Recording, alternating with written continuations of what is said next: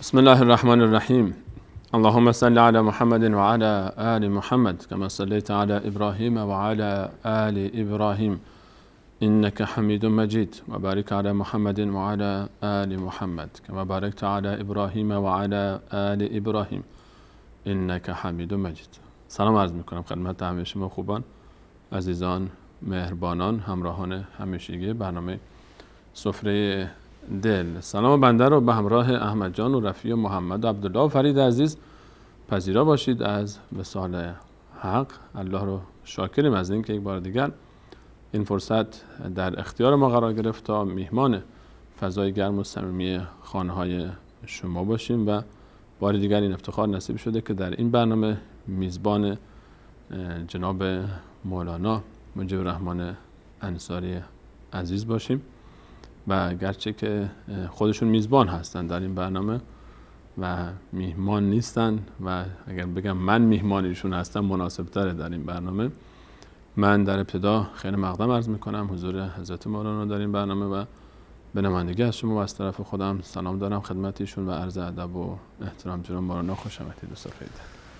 تشکر. من هم خدمت شما جناب استاد بزرگوار استاد سلیمانی عزیز و همه بینندگان عزیز و گرامی و خدمت جناب حضرت مولانا دکتر عمرا حفظه الله عرض سلام و ادب و احترام دارم. علیکم السلام و رحمت الله و برکاته. همچنین بنده هم خدمت جناب دکتر نور محمد عمرای عزیز که از خارج از استودیو به همراه ما هستن سلام دارم و عرض ادب و احترام. جناب دکتر سلام بنده رو به همراه حضرت مولانا و بینندگان عزیز پذیرا باشید.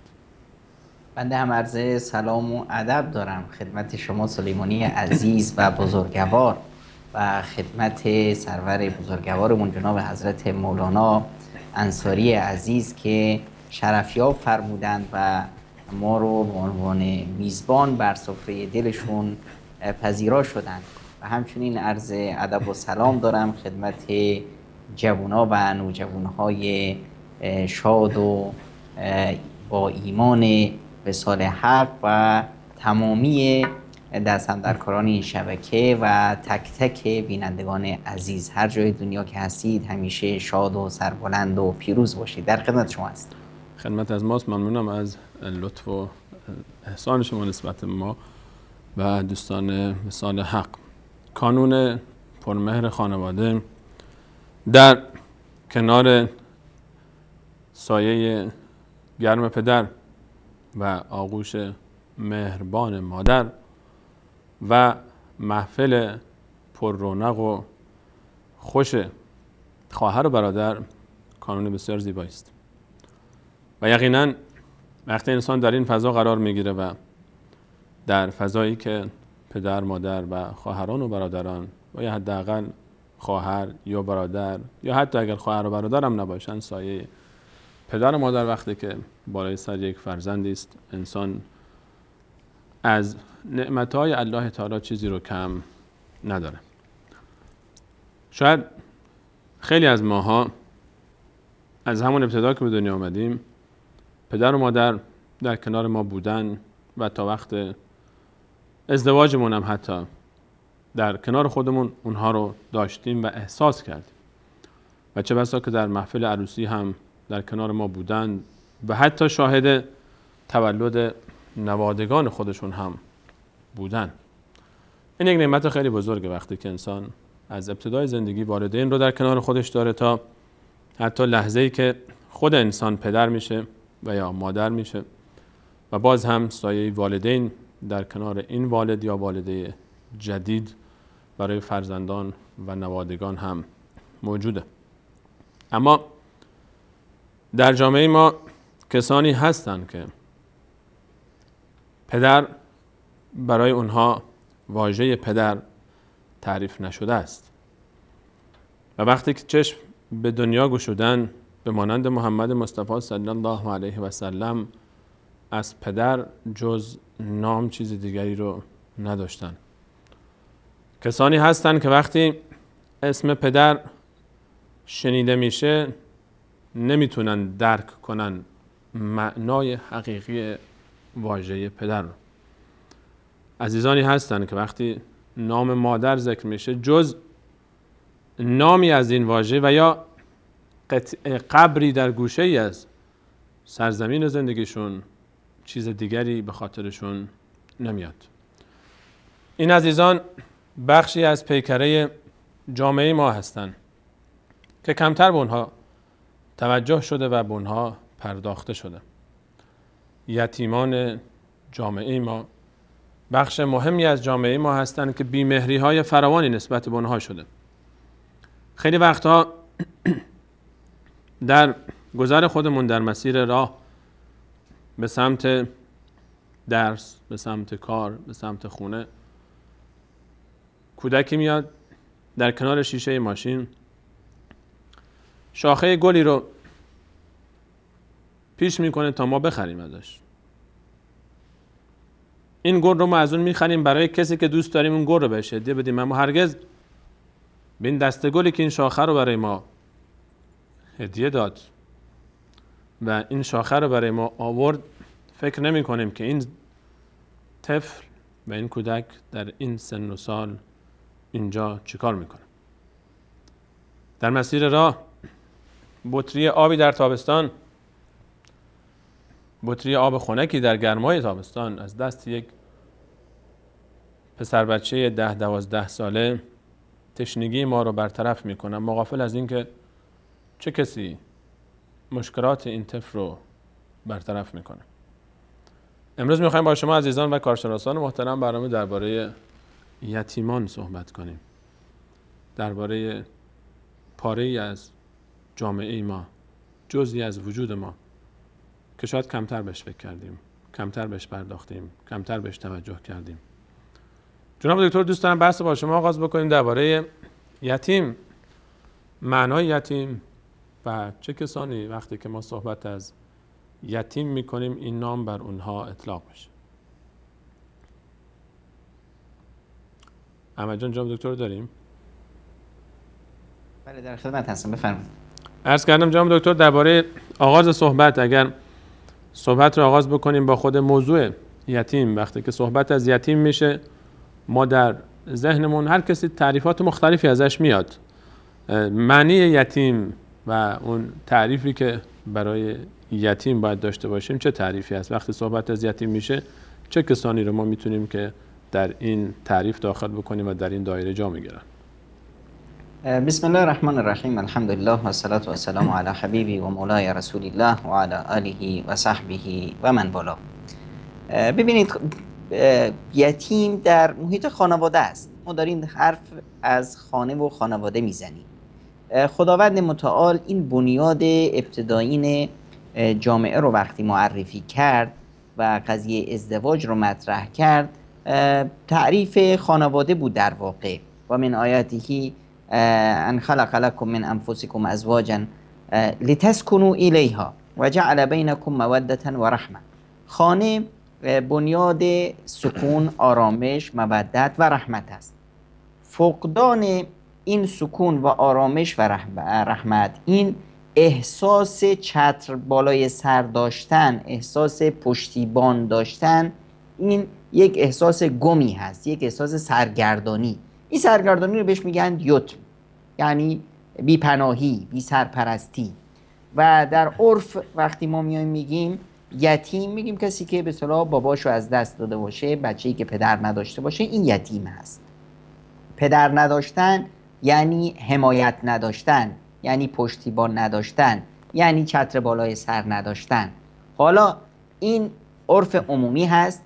احکام و قواعد شرعی معنای یتیم این شخص رو میگن، کسی که پدرش رو از دست داده باشه.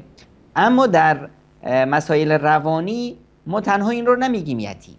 خیلی وقتا هست که کسی پدرش رو از دست داده اما در کنارش یک مادری داره مثل کوه، استوار، ثابت، که هم نقش پدر رو ایفا میکنه هم نقش مادر رو. فردا بچه میشه امام شافعی یا امام احمد.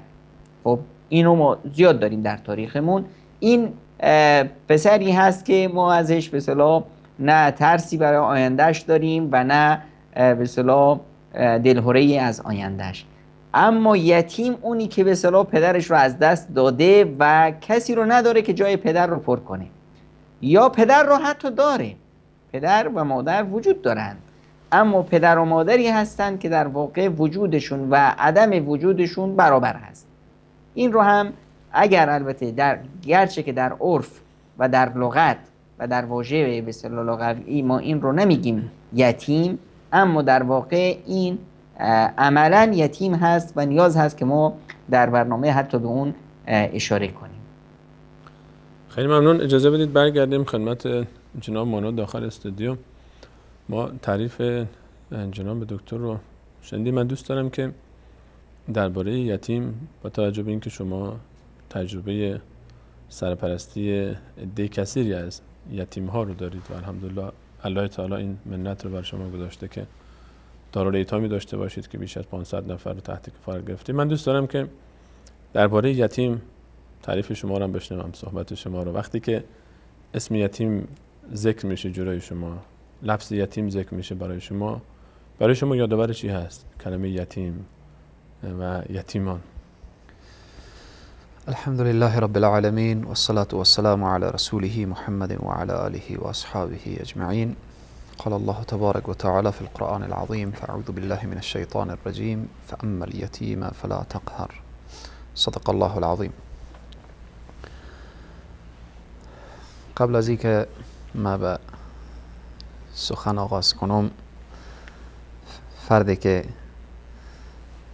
درباره یتیم هست میگه که آن که خنداند یتیمی خسته را،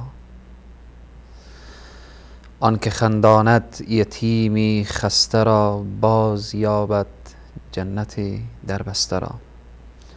چون یتیمی را کسی گریان کند، مالک اندر دوزخش بریان کند.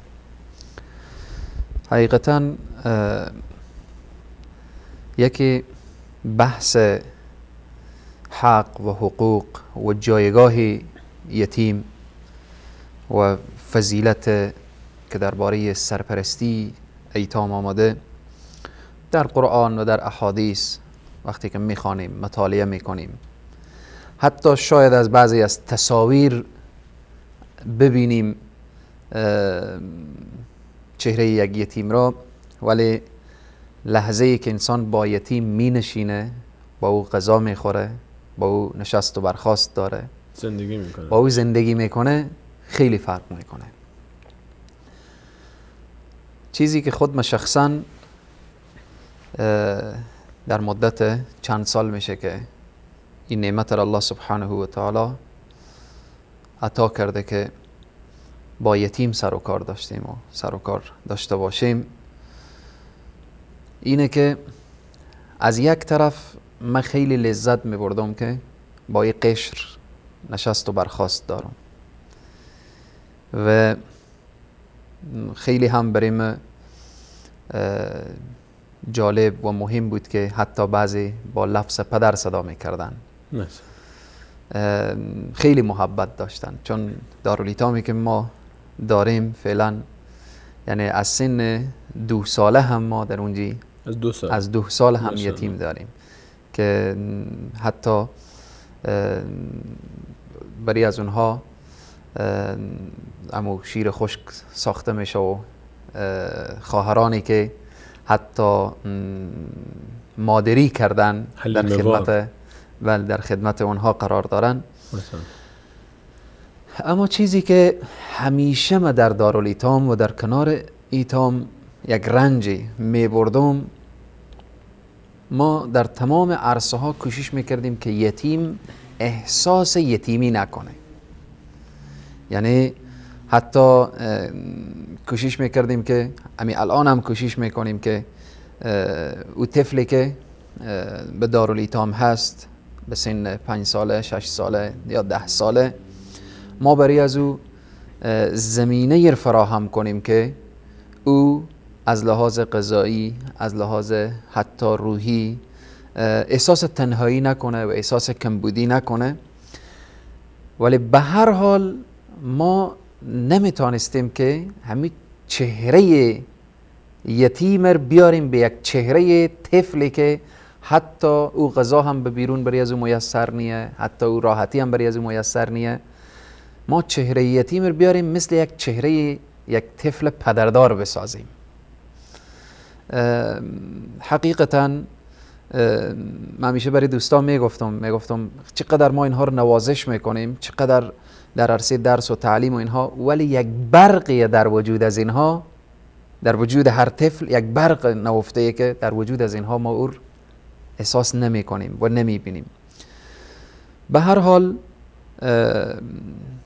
نشستن با یتیم و همنشینی با ایتام تأثیرات مثبت خود داره در عرصه روح و روان انسان و فواید زیادی داره که حتما در لابلای برنامه و اینها اشاره میشه. و چیزی که شما گفتیم که وقتی شما با ایتام و اینها چی احساس و اینها، هر لحظه ای که من با ایتام قرار می گرفتم، با ایتام می نشستم، به فکر از این افتادم که رحمت للعالمین سردار دو جهان محمد ابن عبدالله صلی الله علیه و سلم، شخصیتی که سید المرسلین هست، او هم با همین چهره به دنیا آمده، با همین احساسی که شما قبلا اشاره کردیم که فقط نام پدر را شنیده و پدر ندیده. و من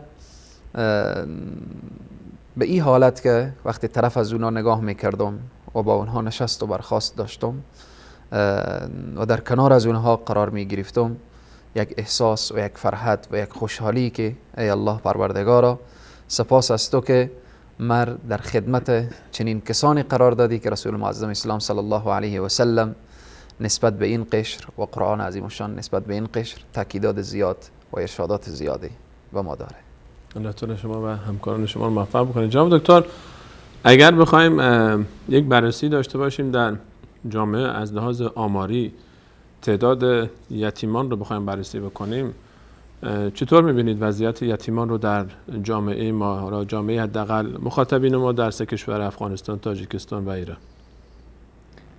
استاد سلیمانی، حقیقتش من آرزو داشتم که این سوال رو در برنامه نداشته باشیم، چون این آمارها بسیار بسیار دلخراش هست و متاسفانه در منطقه فارسی زبان ما حداقل ما جنگ‌های بسیار بسیار وحشتناکی رو سپری کردیم. منطقه افغانستان منطقه جنگ بود، تاجیکستان یک جنگی رو تجربه کرد، ایران و عراق هم 8 سال جنگ رو تجربه کردند. بعد در ایران ما آروم ننشستیم، بعد از اون هم بچه‌های خودمون رو، جوانهای خودمون رو تا امروز اعزام می‌کنیم به عراق و سوریه و یمن و لبنان که واسطاده میرند و خوابیده بر میگردند و اینا همش به اصطلاح پشت سرشون هر خانواده هایی رو ترک میکنند، یتیمانی رو ترک میکنند، بیوه زنهایی رو و مادران داغ دیده‌ای رو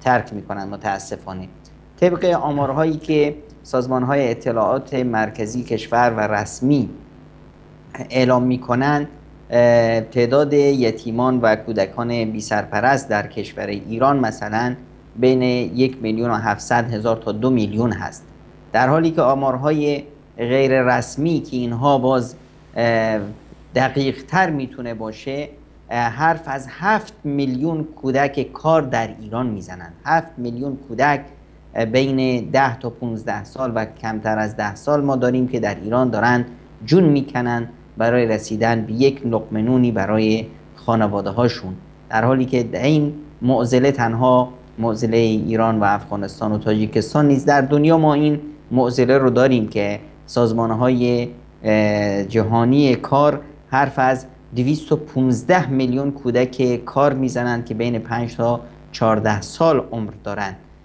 ما خب جهان اصلا این برای خود جهان هم دلخراش هست، برای همینه که ما میبینیم روز جهانی کودک میذاریم، روز نمیدونم جهانی مبارزه با کاری کودک میذاریم، چرا که این کودکان بی سرپرست همیشه مایه دردسر هستند. در واقع یتیم کودک امروز هست و مرد فردا. اگه جامعه به اون رسیدگی نکرد، خب مشکل فردای جامعه رو به اصطلاح رونق میده و بازار مشکل سازی میشه. اگه جامعه بهش رسیدگی کرد، این مردی است که فردا یک اهرم نیرو هست برای اصلاح جامعه و رسیدن به جامعه. ما متاسفانه این کودکان رو میبینیم که در میدانهای قاچاق، در میدانهای بزهکاری و فحشا ازشون استفاده میشه، استفاده ابزاری از این کودک یتیم معصومی که جامعه بهش ظلم کرده و بهش نرسیده. آمارها حرف از 99% از کودکان خیابانی میده که به بزهکاری کشیده شدن و 22% این کودکان به اغفال گرفته میشن. همه اینها یا بسیاری از این موارد نتیجه فقر و ناداری هست در جامعه ما.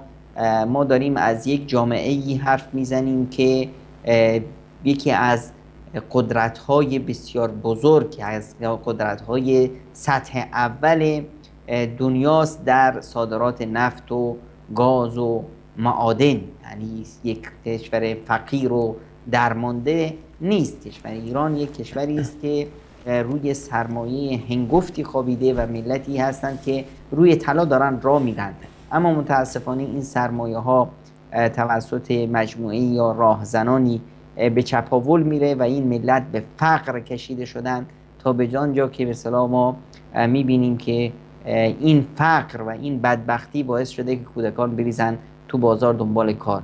و این همه جنگ ها خب چه به بار آورد برای جامعه ما غیر از یتیمان و کودکان معلول و بیمار و بی سرپرستی که متاسفانه امروز در جامعه معضله هستند و جامعه نمیتونه، یا این هم این فرهنگ سازی نشده در جامعه ما که کودک رو به درستی به اصطلاح پرورش بدن و کودک یتیم رو سرپرستی کنند، و هم در عین حال مافیاهای استفاده سوء از کودکان هست که ما میبینیم. ما یک مؤسسه‌ای داریم که باید وقتی اسمش رو میبریم سرمون از خجالت بیفته پایین. وقتی میایم میگیم که مثلا مؤسسه بسیج، و بسیج چی هست؟ بسیج اغفال کردن همین نوجوانها و کودکانی هست که به اصطلاح هنوز از رشد و آگاهی عقلی کامل برخوردار نیستند و اینها رو میگیرند و بسیج میکنن، جمعشون میکنن برای جنگ کردن در کشورهای مختلف، سلاح کشیدن و آدم کشی و فواجعه هایی که ما در جنگ ایران و عراق داشتیم. واقعا تاریخ اینها رو یاد خواهد کرد و لکه ننگی خواهد بود بر تاریخ ما و آیندگان.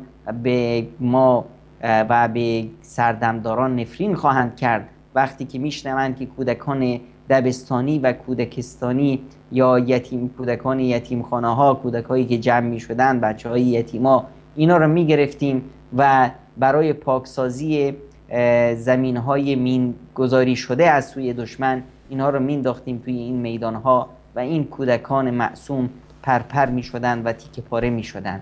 ما متاسفانه وحشیگری هایی رو در کشور خودمون دیدیم و هنوز هم شاهد هستیم که واقعا دلخراش هست و ای کاش ما به اینها اشاره نمی کردیم و همان از این که بینندگان عزیز رنجیده خاطر شدند پوزش می طلبم. اما به هر حال یک صحنه های بسیار دلخراشی است و یک لکه های ننگی است بر تاریخ ما که اگر امروز این رو نتونیم اصلاح کنیم، فردا آیندگان بر ما نفرین خواهند فرستاد.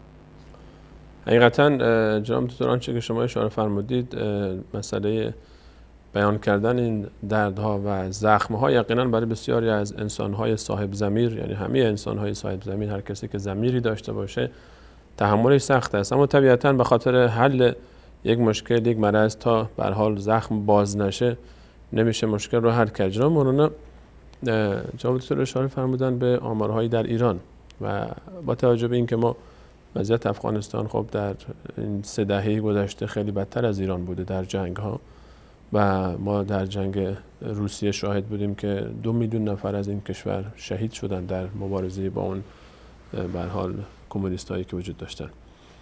وضعیت یتیم ها رو شما در افغانستان چطور میبینید؟ و من دوست دارم درباره این افرادی که شما اشاره فرمودید بیش از 500 نفر جمع آوری کردید، اینا رو چطور جمع کردید؟ اینا رو چطور یافتید؟ چون این خودش به ما کمک میکنه که ما وضعیت اینا رو ببینیم اینا چطورن. الان مثلا شما حدود 500 نفر، بیش از 500 نفر رو کنار جمع آوری کردید، اینا رو از کجا آوردید؟ اینا رو خود خانواده ها آوردن، خودتون گشتید دنبالشون؟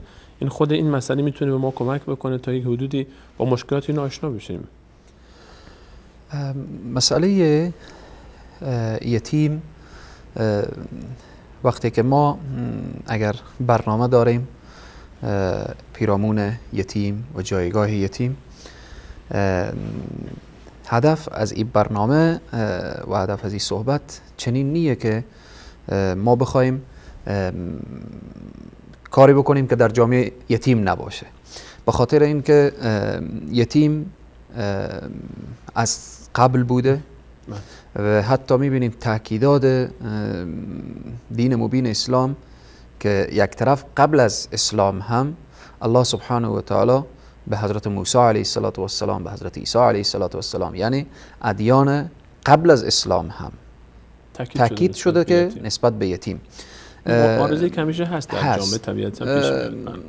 میمونه این که یتیم که هست، حتی حضرت رسول اکرم صلی الله علیه و سلم یتیم به دنیا می آیند. و وقتی که یتیم هست در جامعه، حالا ای که در افغانستان بیش از 3 دهه جنگ، خب طبیعتا ایتام بیشتری در جامعه گذاره و نسبت به این ایتام و اینها چگونه توجه باید کرد؟ در افغانستان متاسفانه که نسبت به این قشر حکومت و مسئولین که هیچ توجه نکردن و هیچ توجه ندارن. یعنی ما وقتی که بحث از وزارت شهدا و معلولین و بالاخره مستضعفین و اینها که باید که یک اقشار زیر پوشش قرار بده، شاید به نام ما دارالایتام های دولتی داشته باشیم، اما به او طور شاید و بایدی که باید حکومت و نظام باید توجه به این قشر میکردن نکردن. وقتی که در جامعه توجه به این قشر نشه، به فرموده جناب حضرت دکتر که اشاره کردن که بیشتر دشمن که سوء استفاده میکنه از این طفلان معصوم هست در عرصه های مختلف. یعنی اگر وقتی که طفل پشتیبان قوی خود که پدر هست از دست داد و مادر قوی هم در کنار خود نداشته باشه، شما عموما وقتی که ما از محمد ابن اسماعیل بخارایی یا از امام شافعی یا از این بزرگان دین یاد میکنیم که در حقیقت اونها پشتیبان قوی داشتن، اگر پدر از دست دادن مادر قوی در کنار داشتن. یک شیرزن در کنار بله. بود. اما طفلی که پدر هم نداشته باشه و مادر قوی هم نداشته باشه یا بالاخره پدر و مادر از دست داده باشه، شما ببینیم در هر کشوری که همین الان در ظلم در ستم میسوزه، قتل کشتاره، شما یک قاتل و یک ظالم رو وقتی تحقیق کنیم کسی بوده که از آغوش پرمهر و محبت پدر و مادر دور مانده بوده، در طفولیت با او ظلم شده که امروز ظلم میکنه، در طفولیت با او ستم شده که امروز ستم میکنه. ما شخصا وقتی که دارالایتام انصار، یعنی ابتدا از 2 طفل یتیمی که اونها در خانه سرپرستی از اونها به دوش بود، خب احساس پیدا شد که این طفلی که پدر هم نداره مادر هم نداره، خب فردا بزرگ میشه، وقتی بزرگ شد به این خانواده چی محرمیت داره؟ بله. درسته که بزرگ بشه. بله. بیاییم که یک فکر اساسی کرد. یعنی با برادرها و دوستا و اینها که نشستیم، یعنی از 2 نفر در کنار مدرسه که دارالعلوم علی انصار هست یک بخش اختصاص برای ایتام و یک شخص به عنوان سرپرست و بعد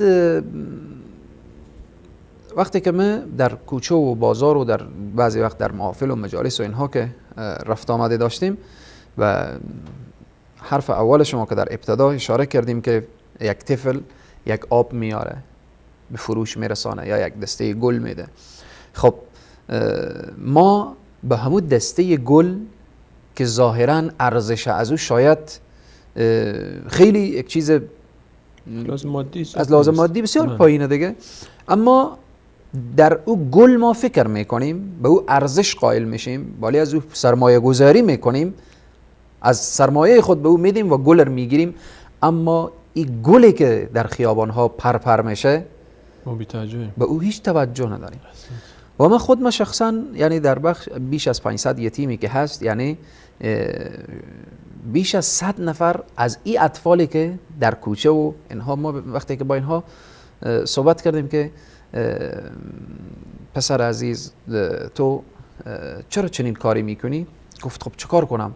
خب پدر داری؟ نه. مادر داری؟ نه. کجا میخوابی؟ شب داخل کوچه و بازار و در این قسمت تا این حد هیچ نمیدونه از کجا هست، اصلا از کجا هست، چه کار میکنه. این در شهر همجور زندگی میکنه، شب کنار خیابان میخوابه. و بعد از این پرسان کردیم که خب این گولر یا ای آبر یا ای یک چیزی که تو سودا میکنی، این برای تو کی داد و برای تو کی گفت؟ گفت که فلان شخص اینها رو به من داده، مثلا در یکی از هتل های شهر، و ما گفته تو اینها رو روز برو بفروش و بیار آیدر به من بده و شب بیا در داخل هتل ما بخواب. بعد من همراه از این صحبت کردم و گفتم که تو فرزند ما میشی، بچه ما میشی. تعجب کرد که ما چی میگیم، با همراه از این چی صحبت میکنیم؟ یک طفل دست فروش در خیابان در اینها. بعد از این که بسیار خوشحال شد، گفت که گفتیم تو از این دست فروشی و بالاخره اینها بری درس بخوانی، بسیار منظم و فردا یک عالم بشی، یک دعوتگر بشی، یک طبیب بشی، یک انجینر بشی. بالاخره همون لحظه با همراه خود موتر گرفته ای را آوردیم مدرسه و در دارالایتام و امروز ما حقیقتا اگر قبلا امانگی میشد که از اونها ما یک تصویر می گرفتیم، امروز همو بچه خیابانی، همو بچه و همو طفلی که او خدا میدانه چند روز بعد اگر به سراغ از اون نمی رسیدیم یا معتاد میشد. والله حالا این گرگانی که اینجوری دارن از بچه‌ها سوء استفاده میکنن، دست فروشی میکنن، چی میشد؟ در فردای روز هم هیچ زمانه نیست که این گرگ چه برخوردی با این بکنه. امروز به زبان عربی، به زبان انگلیسی، به زبان فارسی استاد میشه صحبت میکنه. ماشاءالله. استاد میشه صحبت میکنه و از احکام دین میگه و مسائل دین میگه و بسیار باهوش و اینها. از این قبیل، از این طریق بچه ها و اینها هم جمع‌آوری شدن و بعد در سطح فقط منطقه، در سطح منطقه همون قریه به اصطلاح بگم، من قریه‌ای که قرار داریم، نه تنها از کل هرات، ما فقط در همون سطح قریه و بعضی از ایتامی که هیچ کسر نداشتن، اگر از ولایات دوردست ما یتیم داریم، کسانی هستند که هیچ کسر، نه پدر نه مادر. و در بخش دیگه ما وقتی که میگیم دارالایتام و اینها، این تنها در این حرکت به زور و بازوی من هم نبوده و بالاخره دیگه دوستا و بزرگوارانی که در اونجا هستن و خصوصا و بالاخص ما واقعا در این راستا از برادرای خیر خود ما تشکری میکنم، چون همراهی اونها، همگامی اونها و توجه اونها بوده در این راستا که شده امروز 500 نفر در زیر یک چتر، در کنار این که مصروف، یعنی ما یتیم نیاوردیم که فقط از کوچه و بازار جمع بشه و غذا بخوره و سلام. امروز درس داره، تعلیم داره و درس و تعلیم اینا بر منهج درست و صحیح پیش میره و حتی از صنف اول تا صنف 5 دوره ابتدایی وقتی که اونجا میخوانه، یتیم از اونجا فارغ میشه، صنف 5 از دارالایتام میایه به دارالعلوم و صنف 6 بخش دارالعلوم میایه. به هر حال جمع کردن ایتام در افغانستان، اگر کسی سرمایه گذاری بکنه، لازم نیه که ما به دنبال ایتام بگردیم. فراوان است. در هر قریه، در هر شهری، مجردی که دارالایتام ایجاد بشه، اگر پدر نداره، مادر او رو آورده به دارالایتام تقدیم میکنه. اگر مادر نداره، پدر او رو میاره. و حتی ما یتیم‌های داریم که به فرموده جناب حضرت دکتر هم پدر داره هم مادر. ما وقتی تعریف یتیم رو میگیم یعنی انگاری بدون سرپوش، بدون حامی، بدون پشتیبان، بدون سرپرست. مثلا وقتی که ما متوجه شدیم، وقتی مادر دست فرزند خود گرفته آورد به که ایر شما در بخش دارالایتام بگیریم، خب ما گفتیم این یتیم نیه، پدر از ایر میشناسیم، پدر داره در حیاته. مادر با چشمان پر از اشک گفت که شاید روز 2 مرتبه 3 مرتبه پدر ایر دنبال مواد روان میکنه، تریاک، دنبال تریاک روان میکنه و هر لحظه که طفل به خانه میآید میبینه که پدر ازی در حال نشه هست، در حال کشیدن همو تیاد و معتاد و در همو مواد مخدر هست. گفت که اگه ای در جو خانه باشه و فضای خانه باشه، ای هم مثل پدر آلوده میشه. خب ما به همراه دوستا گفتیم وقتی ما میگیم که یتیم کسر نداره، از او باید سرپرستی بشه، خب ای هم کسر نداره. نمیگن که پدرش مرده، پدر مرده، در حقیقت مرده. وقتی روح یک انسان مرد، روح در کالبد انسان درست و صحیح نبود، او جسم درد او نمیخوره. به هر حال بسیار به یک مدت کم، یعنی در حدود 3-4-5 سال که از ابتدای دارالایتام تا به الحال ما یعنی بیش از 500 یتیم جمع شده و بین خواهر و برادر مصروف درس و تعلیم و اینها. اگر کسی بخواهه که ای دارالایتام و امثال ای دارالایتام در گوشه و کنار ساخته بشه، یعنی ما روزانه متاسفانه ما شاید 10 یتیم رخصت میکنیم، رد میکنیم، نمیپذیریم، به خاطر از اینکه امکانات نیه، امکانات غذایی برای از اونها میسر نیه، امکانات جا میسر نیه، امکانات و بالاخره. و الحمدلله که با آینده ما یک امیدواری بسیار خوبی دارم که ما اگر امروز 500 نفر، خدای تبارک و تعالی جزای خیر بده، یکی از تجار خیری که در حوزه غرب واقعا قابل قدره، مثل که رسول اکرم صلی الله علیه و سلم از حضرت عثمان یاد کردن، باید از چنین شخصیت ها یاد بشه.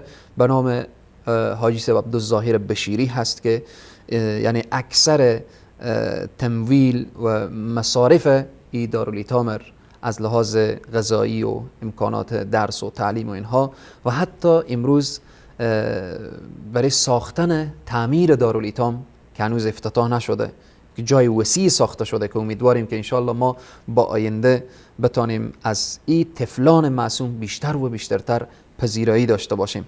در این قسمت که شما گفتیم چگونه جمع‌آوری شده، با تشویق اولا علما، راهنمایی علما و بعد برادرای خیر و تجار خیر و فردی که از افرادی که واقعا دلسوز، که ما لقب شیخ ابوالایتام برای عموی خود، کاکای خود دادم، که باید یادآوری بشه که یعنی جناب حضرت شیخ ابوالایتام انصاری، یعنی وقتی که برخورد اینا رو ما با ایتام میبینم، یعنی سبحان الله، ما یک خاطره بسیار جزئی رو ما اشاره میکنم.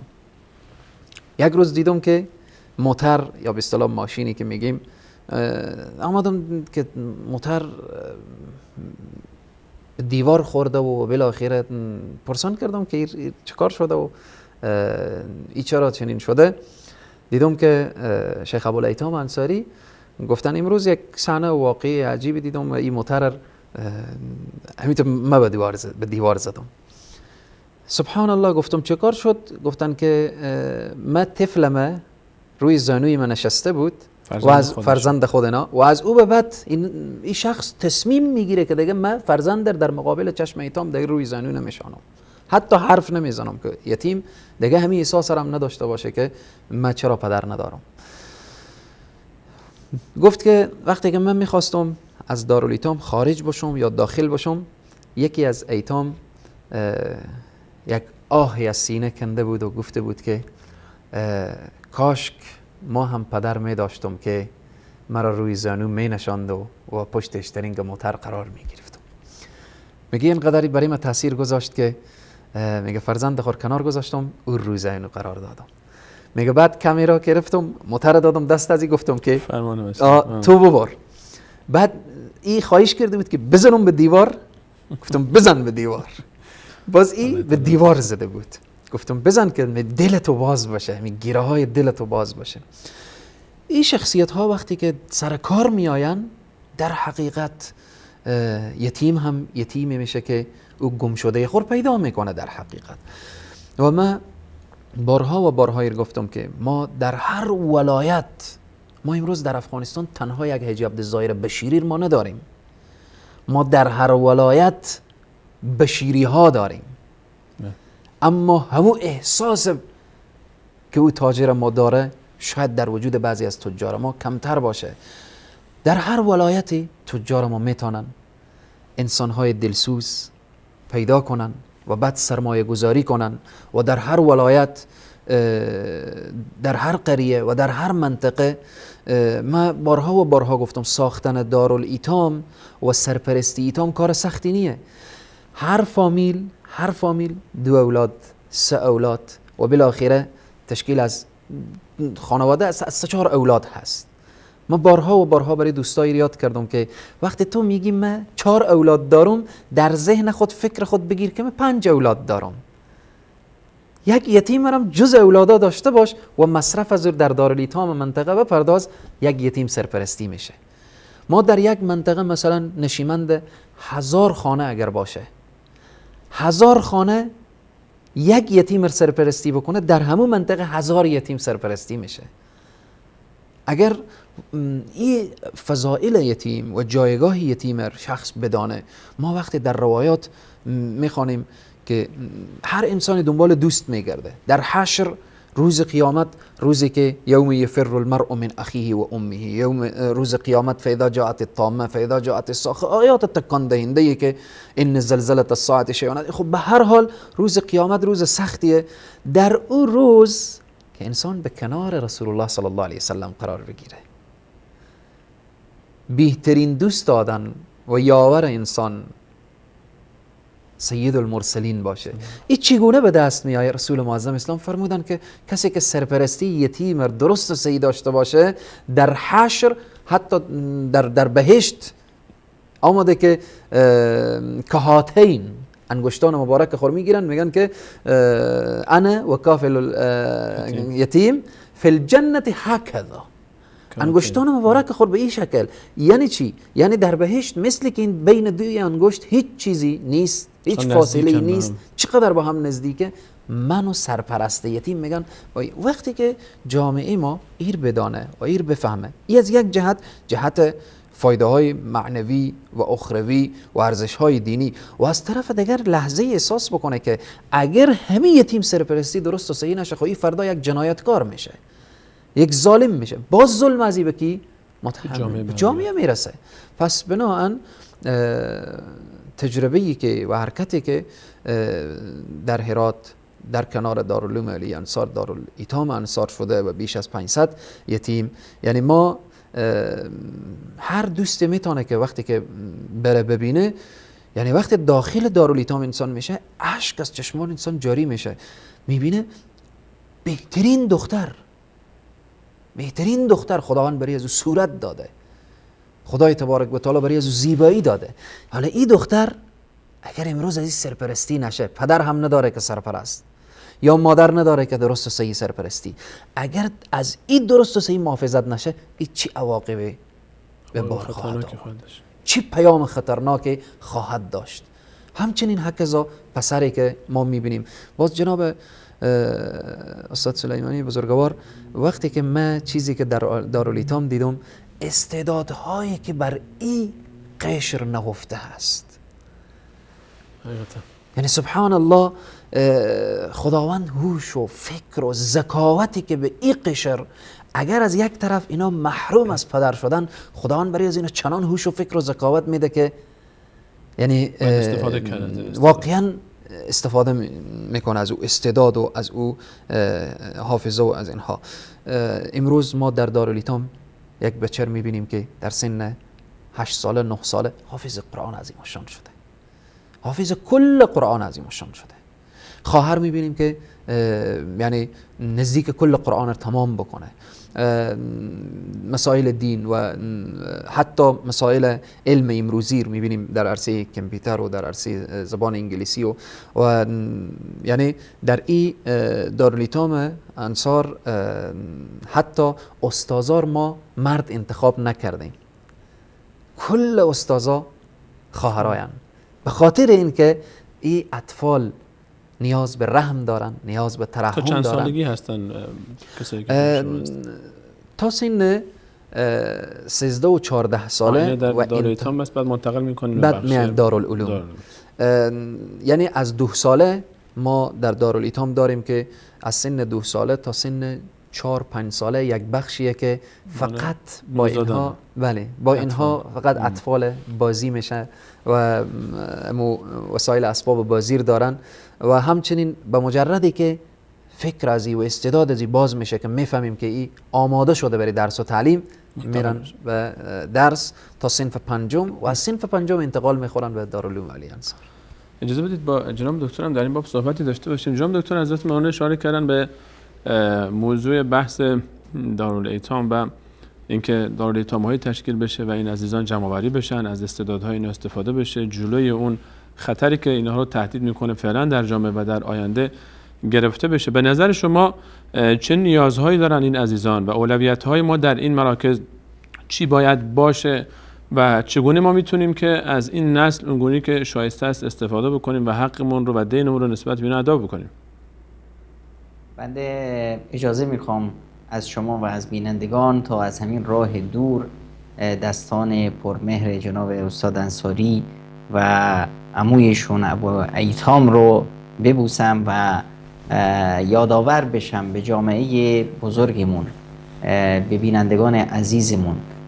تا جایی که من استاد انصاری رو میشناسم، ایشون به اصطلاح روی چاه نفتی هم نخوابیدن، از طبقه متوسط جامعه هستند و ایشون خودشون به من میگفتن که این در این دارالایتام همین استادی که ذکرشون کردن، همین عثمان غنی امروز منطقه ایشون 400 تا یتیم رو دارن سرپرستی میکنن و ما در جامعهمون افراد پولدارتر، ثروتمندتر زیادی داریم، اما خب این به اصطلاح توفیق الهی است. هر انسانی که مال داره خداوند بهش عقل و درایت و این احساس رو نداره. پس خوش به حال این افرادی که خداوند بهشون توفیق داده که همچنین کار عظیمی رو پایه‌گذاری کنن و امید هست که بینندگان عزیزی که الان شاهد این برنامه هستند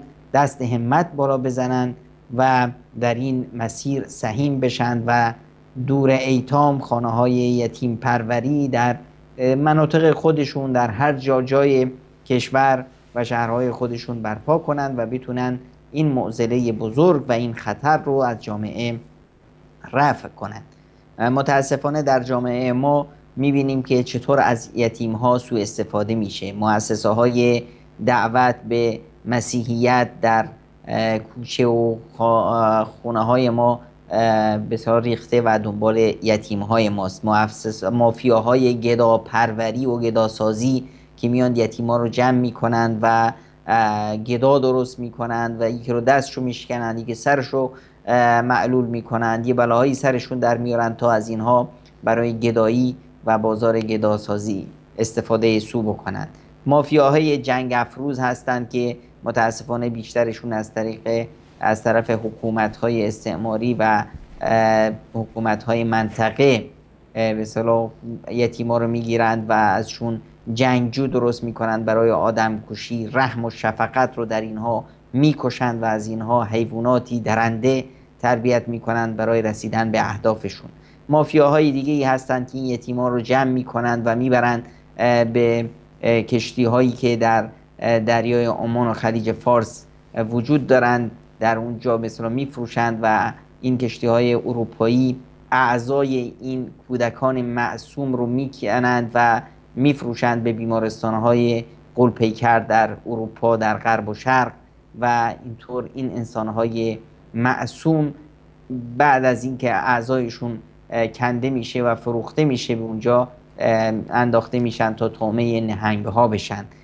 مافیاهای فحشا هم در جامعه متاسفانه به کثرت هست و از این قشر مظلوم استفاده ابزاری برده میشه. حالا ما در این یتیم یعنی چی؟ یعنی یک کسی که با از دست دادن سرپرستش در خود شکسته شده، احساس ذلت و خواری میکنه. این رو اگر ما نیاییم دستش رو نگیریم، اگر جامعه نیاد ادای وظیفه در قبال این نکنه، این فردا یک انسان بیمار، یک انسان در خود فرو رفته، در لاک خود فرو رفته با انواع اقسام بیماری های روحی روانی وارد جامعه میشه و متاسفانه ضررهای بسیار مهلکی رو به جامعه وارد میکنه. اینه که ما میبینیم خداوند متعال این قضیه رو قبل از اینکه یتیم به وجود بیاد میاد به اصطلاح به جامعه گوشزد میکنه. یتیم هر یکی از من و شمایی که الان نشستیم این برنامه رو با هم تماشا میکنیم، هر لحظه امکان داره که ما از این دنیا رخت بربندیم و پشت سرمون ایتامی رو به جا بذاریم. اینه که خداوند متعال به مایی که دلهره داریم از آینده فرزندامون یاد میده که ما از امروز شروع کنیم به سرپرستی فرزندانمون در به اصطلاح روزی که نیستیم. خداوند متعال میفرماید ولیخشى الذین لو ترکوا من خلفهم ذریة ضعافا خافوا علیهم، اونهایی که میترسند از این که بمیرند و پشت سرشون بچه‌هایی رو به جا بذارند، میترسند از آینده بچه‌هاشون، دلهره دارند. خیلی راهش ساده است. خداوند متعال راه رو، فرمون رو به ما یاد میده. فلیتقوا الله ولیقولوا قولا سدیدا. میخوای آینده بچه‌هات رو تأمین کنی و میترسی که از اینکه بچه‌هات فردا طعمه به اصطلاح جامعه یا طعمه مافیاها بشن، اینه که تقوای الهی پیشه کن. وقتی که تو یک انسان پرهیزگار، متقی، خوش زبان باشی در منطقه، وقتی که خودت رفتی از اینجا، جامعه ای که تو رو دوست داشته، جامعه ای که توی اون یک نام نیکو به جای موندی، هرگز بچهای تو رو تنها رها نخواهد کرد. این یتیمان از دو زاویه باید مورد عطف و شفقت جامعه قرار بگیرند. یکی همین تربیت روحی روانی اونها، رسیدن به نیازهای روحی روانی یتیمی که به اصطلاح سرپناه خودش رو از دست داده. اینه که ما میبینیم آیات قرآن به کرات و مرات بر این نقطه تأکید میکنه. در قرآن ما یتیم رو به کرات و مرات اسمش رو میشنویم. 23 بار قرآن از یتیم سخن میگه و میبینیم که خداوند متعال در زندگی پیامبر اکرم صلی الله علیه و سلم و مسیر قرآن یتیم رو خیلی پررنگ جلوه داده.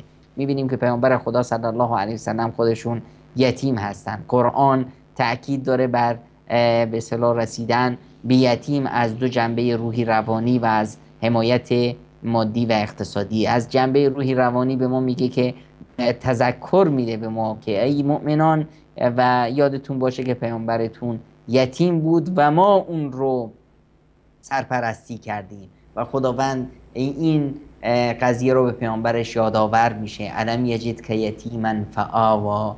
این شیوه باید با یتیمان به اصطلاح در مسیر به اصطلاح حرکت جامعه با یتیم اینطور برخورد بشه که اون رو باید بیاییم آواش کنیم، اون رو در بر بگیریم، اون رو سرپرستیش کنیم و هرگز اون رو از خودمون نرانیم. فاما الیتیم فلا تقهر. خداوند به پیامبرش و به مؤمنان دستور میده که یتیم رو از خود نرانید. یتیم همیشه باید در کنارتون باشه. یتیم رو همیشه باید سرپرستی کنید. این یتیم جزئی از این جامعه هست و فردا مرد جامعه است و جامعه رو به اصطلاح به سوی اصلاح پیش میبره. حرکت یتیم همیشه یتیمانی که اصلاح شدن و پرورده شدن در جامعه خیلی پررنگتر به اصطلاح نقش ایفا کردن از افرادی که در یک خانواده بودند و پدر و مادر داشتند و این رو ما نمونه های بسیار زیادیش رو در تاریخمون داریم.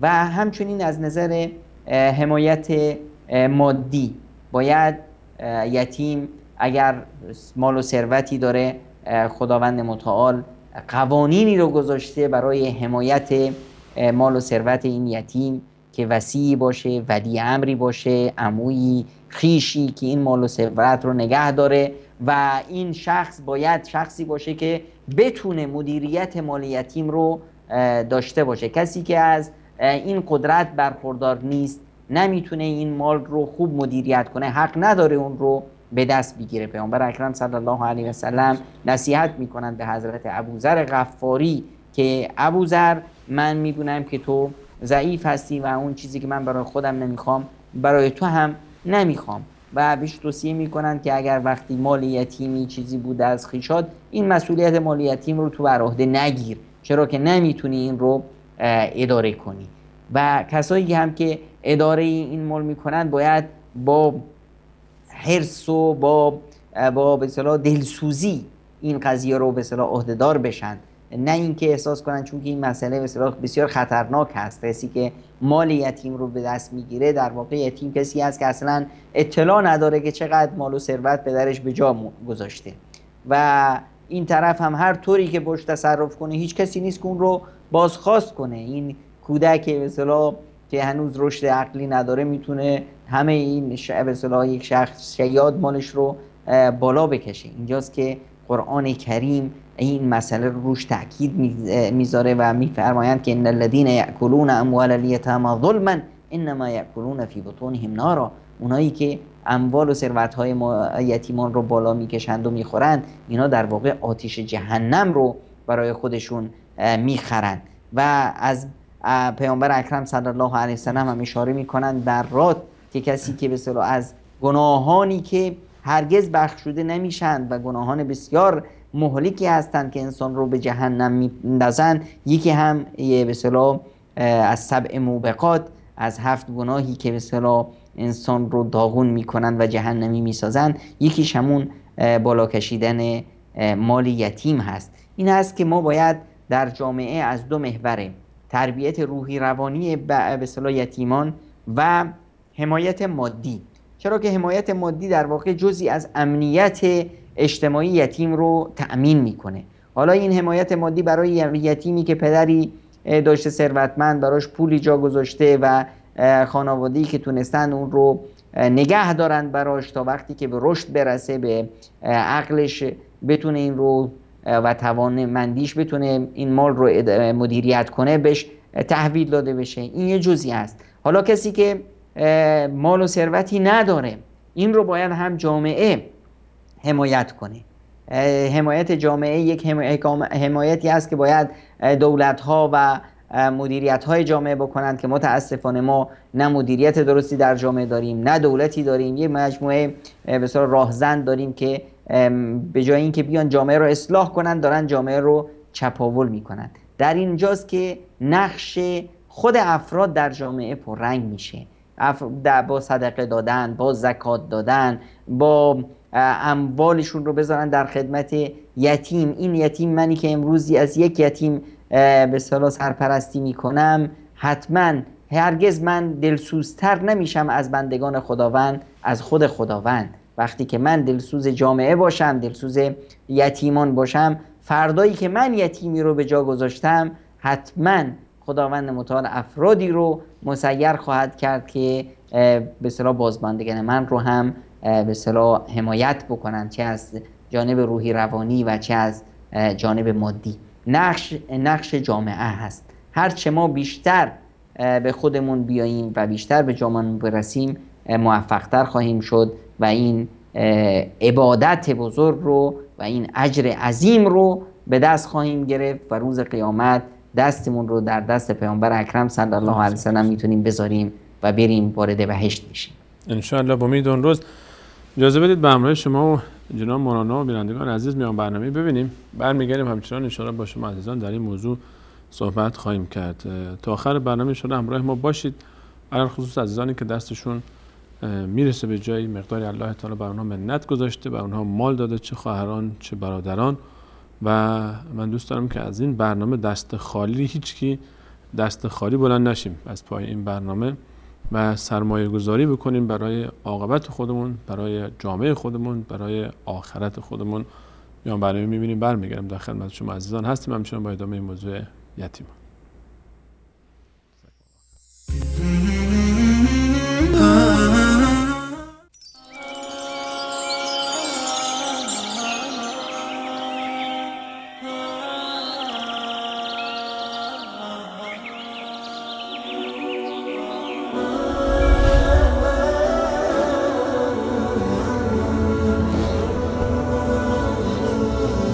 فقد أضعت وتعلم إنما الدنيا منام فأحلى ما تكون إذا انتبهت هي الدنيا إذا سرتك يوما تسوك ضعف ما فيها سهرت تحدث عنهم وتقول كانوا نعم كانوا كما والله كنت حديثك هم وأنت غدا حديث لغيرهم فأحسن ما استطعت سل الأيام عن عم وخال وما لك والسؤال وقد علمت ألست ترى ديارهم خواء فقد أنكرت منها ما عرفت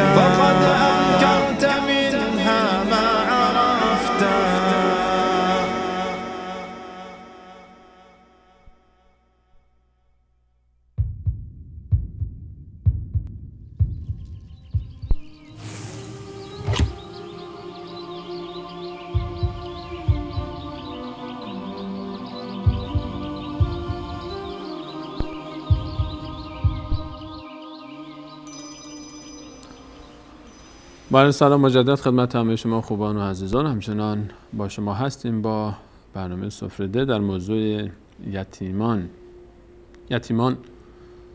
سرمایه هایی هستند در جامعه ما که اگر درست استفاده شدن هم خودشون هم جامعه و قبل از اونا خود ما برای خودمون یک ثروت عظیمی رو به دست میاریم، اما اگر خدای نکرده از این ثروت غافل شدیم بر علیه ما استفاده خواهد شد. لا یؤمن احدکم حتی یحب لاخیه ما یحب لنفسه. پیامبر فرمود علیه السلام ایمان شما کامل نخواهد شد تا اون لحظه ای که آنچه را که برای خود میپسندید برای برادرتون هم بپسندید. یک پدر، یک مادر همون گونه ای که نسبت به فرزند خودش، دختر خودش، پسر خودش احساس داره، محبت و عاطفه داره، باید این احساس رو نسبت به تمام یتیمانی که دور برش هستن و سرپرستی ندارن، تمام این دختران و پسران، این نونهالانی که در کوچه و بازار اینجا دارن تباه میشن، نسبت به اونا مسئوله و بعد این مسئولیت رو بالاخره از یک جای آغاز بکنیم. عزیزانی که دستشون میرسه به مالی، خواهرانی که الله تعالی به اونها مال داده، برادرانی که مال داده، من از خواهران شروع کردم چون میدونم احساس مادری در خواهران بیشتر هست و عاطفه مادری بیشتر نسبت به یتیم تحریک خواهد شد تا عاطفه پدری. حتما باید این وظیفه رو انجام بدیم. اگر الان برای یکی از این برادران یا خواهران تاجر ما گفته بشه که فلانجا یک ثروتی، یک معامله، یک تجارت خیلی سودمندی هست و بیاید سرمایه گذاری بکنید، حتی اگر قرار باشه میلیون ها دلار هم خرج بکنن، میکنن این کارو، چون میدونن که سود میکنن. برای یک انسان مسلمان، انسانی که باور داره به آخرت، انسانی که باور داره به الله تعالی، باور داره به رسول الله صلی الله علیه و سلم و حقانیت کلامش، همین قدر کافیه که رسول صلی الله علیه و سلم فرمود که من و سرپرست یتیم در بهشت به مانند این دو تا انگشت کنار همین. از این تجارت سودمندتر به والله در عالم است.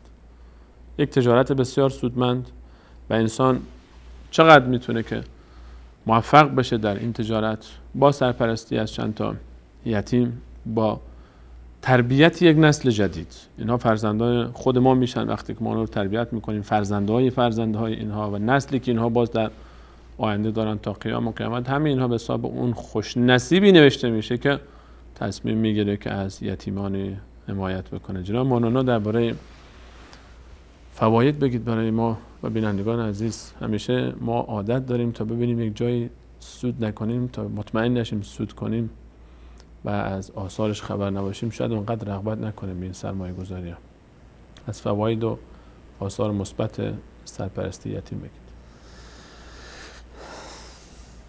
در عرصه یا در پیرامون آثار و فواید یتیم نوازی، خب همین قدر که انسان اگر ما لحظه فکر کنیم که سرپرست یتیم کی بود، حامی یتیم کی بود، پشتیبان یتیم کی بود؟ رسول اکرم صلی الله علیه و سلم. وقتی یک سرپرست یتیم فکر کنه که عمل ما انجام میدم که رسول الله صلی الله علیه و سلم ایر انجام داد، سرپرستی کسی دارم که رسول الله صلی الله علیه و سلم سرپرستی کرد. به هر حال ما به طور خلاصه و فشرده که وقت عزیزا و دوستا هم زیاد گرفته نشه، آثار یتیم نوازی یا اهمیت و جایگاه سرپرستی یتیمر ما فقط فهرستوار بیان میکنم. اول اینکه شخصی که سرپرستی یتیمر داره عمل و دستور الله سبحانه و تعالی و رسول اکرم صلی الله علیه و سلم داره، عبادت میکنه همینطوری که نماز میخونه، روزه میگیره، زکات میده، یک عبادت هست. چون الله سبحانه و تعالی میفرمایه که فاما الیتیم فلا تقهر. الله سبحانه و تعالی که اشاره میکنه در عرصه یتیم، کلا بل لا تکرمون الیتیم. الله سبحانه و تعالی که درباره یتیم میگه ارایت الذی یکذب بالدین فذلک الذی یدعو الیتیم. الله سبحانه و تعالی، بله، الله سبحانه و تعالی اشاره میکنه که از شخصیت یتیم باید حفظ بشه، روحی، جانی، مالی و بالاخره حتی خوردن مال یتیمر الله سبحانه و تعالی به صراحت کامل میگه که آتش هست. پس از جمله آثار و فواید یتیم نوازی اینه که اطاعت از خدا و رسول صورت میگیره. وقتی اطاعت از خدا و رسول صورت گرفت و من یطیع الله یا من یطیع الله و رسوله فقد فاز فوزا عظیما، یک رستگاری بزرگی نصیب عظیم میشه و دامنگیر عظیم میشه. یکی از فواید که در رأس قرار داره که اطاعت از خدا و رسول، این وظیفه ایمانی هست، وظیفه اسلامی هست. رسول اکرم صلی الله علیه و سلم نسبت به این قضیه خیلی تاکید کردن. یعنی ما وقتی همسایه ما یا در خانه ما، همسایه ما در منطقه ما، شهر ما یتیمی هست و ما با فرزندان خود طوری برخورد میکنیم که با او یتیم برخورد نمی کنیم و نسبت به یتیم بی توجهی میکنیم، خب توجه اجر و پاداش داره، بی توجهی چیز واضح و مسلمیه که مؤاخذگی داره. پس عمل به دستور الله و رسول الله صلی الله علیه و سلم. دوم از جمله فواید و آثار مثبت سرپرستی یتیم در حشر در کنار پیامبر اکرم صلی الله علیه و سلم قرار گرفتن. سرپرست یتیم در حشر به کنار رسول الله قرار بگیره، در سخت‌ترین روزی که زندگی انسان هست. در او روز شما میدانیم که اگر در یک محل، یک منطقه و یک جا یک وحشت بیفته، کوشش میکنه که انسان خود به یک منطقه امن برسانه. دقیقا منطقه‌ای که رسول الله صلی الله علیه و سلم در حشر قرار دارند چیز واضح و مسلمیه که امن ترین منطقه در حشر جایگاه رسول الله صلی الله علیه و سلم هست و این شخص در حشر در کنار رسول الله صلی الله علیه و سلم قرار میگیره که و فرمودن مثل این انگشتان مبارک خور اشاره کردن که فی الجنت هکذا یا که هاتین آمده. جناب مولانا اجازه بدید ما این کم بیشتر توصیف کنیم، یعنی تصور کنیم. روز قیامت، روز حساب کتاب، روزی که سرنوشت ابدی انسان به سمت بهشت یا دوزخ رقم میخوره. اون روزی که انسان از پدرش، از مادرش، به تعبیر قرآنی از همسرش، از فرزندش میگریزه. مال رو که خیلی وقت در قبر گذاشته، اون دنیای قبلی گذاشت. مال هیچی نداره بنده خدا. پدر، مادر، خواهر، برادر، دوست، آشنا، فامیل، همه چی رابطه قطعه. یک نفر در کنار رسول صلی الله علیه و سلم وایستاده چون این انسان بیاد یتیمه بود، چون با سرپرست یتیم سرپرست، چون این انسان مالش رو در راه حمایت از یتیم خرج کرد. این انسان یتیم پروری کرد در کنار پیامبری که یتیم به دنیا آمد، همونجا وای میست. یعنی میتونیم به تعبیر دیگر بگیم که جسمی که در معرض خطرهای گوناگون بود، این شخص در امن قرار داد. الله اکبر.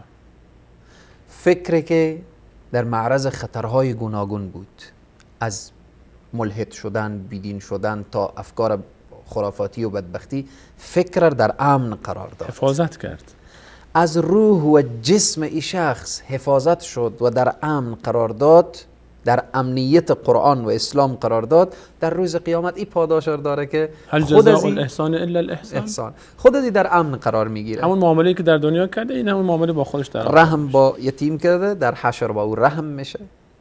از این حمایت کرد، از اون حمایت میشه. اینو در امان خودش داشت، اونجا در امان الله تعالی. الله سبحانه تعالی هست.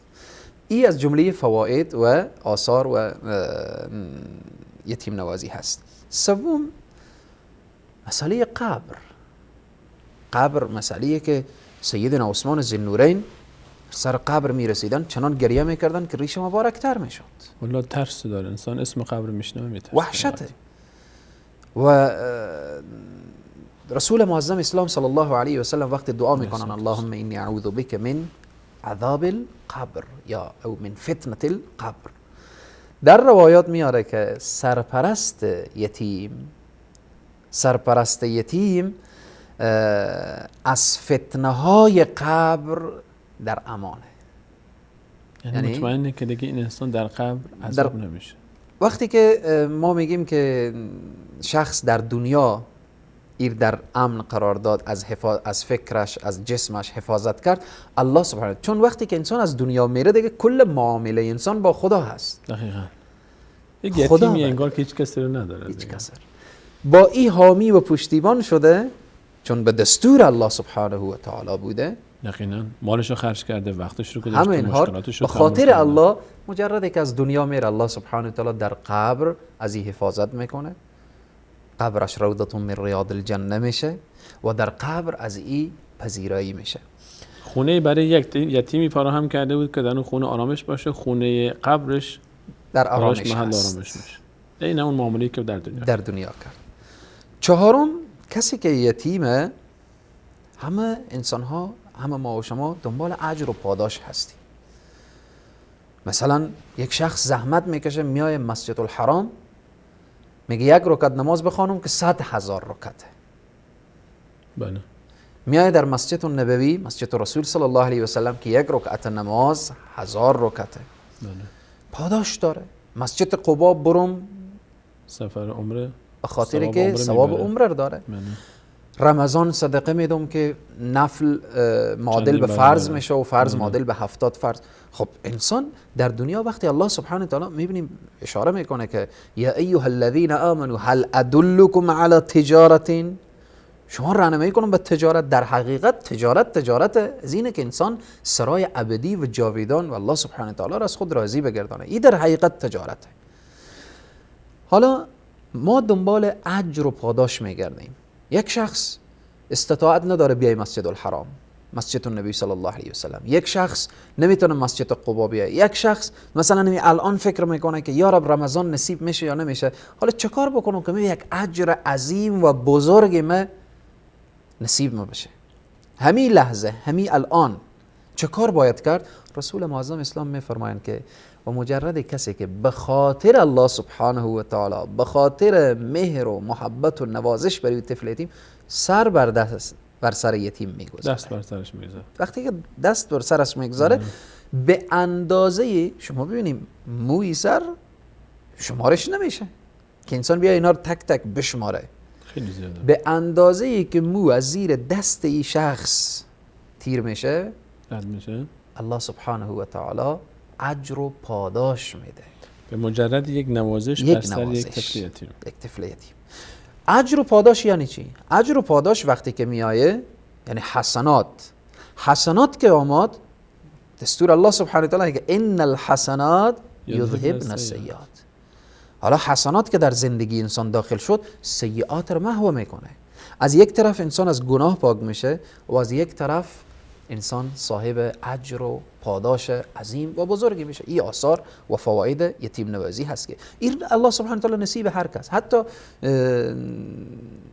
این مسئله نیه که بگیم زنها نمیتونن مردها میتونن، مردها نمیتونن.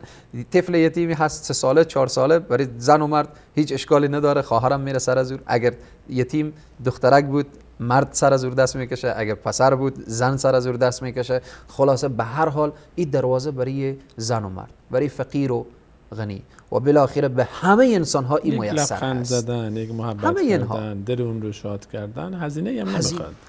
هزینه هم فرمودی شما نمیخواه. و این مسئله نیه که ما بگیم که برای فقرا هست، برای اغنیا نیست، برای اغنیا هست، برای فقرا نیست، برای زنها و بالاخره برای همه آماده هست. حتی هر انسانی همین لحظه که صدای ما رو میشنوه همسایه یتیمی داره، در خانه یتیمی داره، همین لحظه حتی او خواب باشه بره سر از دست بکشه، نوازش بکنه. اون لحظه اگر چشم خور باز بکنه سبحان الله چه دنیای بر سر او یتیم خواهد آمد از فرحت و از خوشحالی و از اینها. چون مولانا خیلی از عبادت‌هایی هست که ما واقعا ازش غافلیم. یعنی ما فکر می‌کنیم فقط بعد برای بخشش گناهانمون به فرموده شما سفر عمره بریم، سفر حج بریم، به زیارت حرمین بریم، یا رمضان منتظر باشیم، یا آنقدر بریم هزینه‌های آنچنانی بگیم، در حالی که واقعا این احادیث رسول صلی الله علیه و سلم این فرصت‌هایی است که ما همینطور مفت داریم از دست میدیم. و حتی شما ببینیم قرآن عظیم شان اشاره میکنه که لیس البر ان تولوا وجوهکم قبل المشرق والمغرب.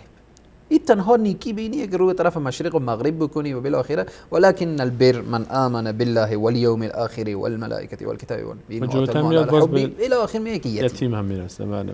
یعنی یتیم یعنی نیکی به یتیم در ردیف ایمان به خدا و پیامبر و به روز قیامت و به اینها قرار گرفته.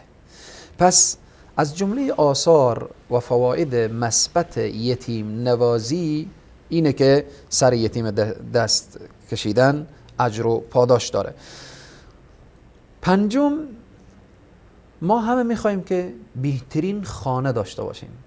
احساس میکنیم که بهترین خانه همینه که رنگ باشه، روغن باشه، مجلل باشه، ابزارهای گوناگونی داشته باشه، حتی به شرایط امروزی فرش زیبایی داشته باشه، ست و چوکی و مبل و پایی که امروز مد روز هست. میگیم رفتم بهترین خانه فلانی داشت. رسول اکرم صلی الله علیه و سلم برای ما بهترین خانه معرفی میکنن. بهترین خانه نیست چنین که رنگ باشه، روغن باشه در عالم ظاهر. میفرمایند بهترین خانه که در از او یتیمی باشه و به بهترین وجه از او پذیرایی بشه. رحمت های الله تعالی بنده، چون در این خانه رحمت های الله سبحانه تعالی می آید. این بهترین خانه هست. خوشا به حال کسانی که در خانه یتیمی دارن که از او به بهترین، ولی تعبیر خانه حتی ما میتونیم در یک قریه مثال به یک خانه بزنیم. قریه‌ای که در از او یتیم به بهترین وجه نوازش میشه این بهترین قریه هست. شهری که در از او یتیما درست و صحیح سرپرستی میشن این بهترین شهر هست. هر مکانی که در مملکتی که توجه به ایتام داشته باشه این بهترین مملکت هست، بهترین خانه هست. پس این از جمله فواید. وقتی ما میگیم بهترین، به خاطر چی؟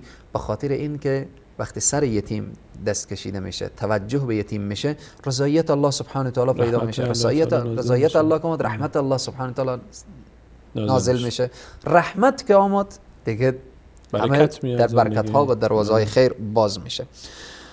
ششم، ما خیلی از انسان ها میگن که دل ما تنگ، قساوت قلب داریم، هیچ اشک چشم خلاصه نداریم، چشمان ما هیچ وقت به اشک نمیگرده. چیکار کنیم؟ دل ما سخت شده. شکایت از دل دارن.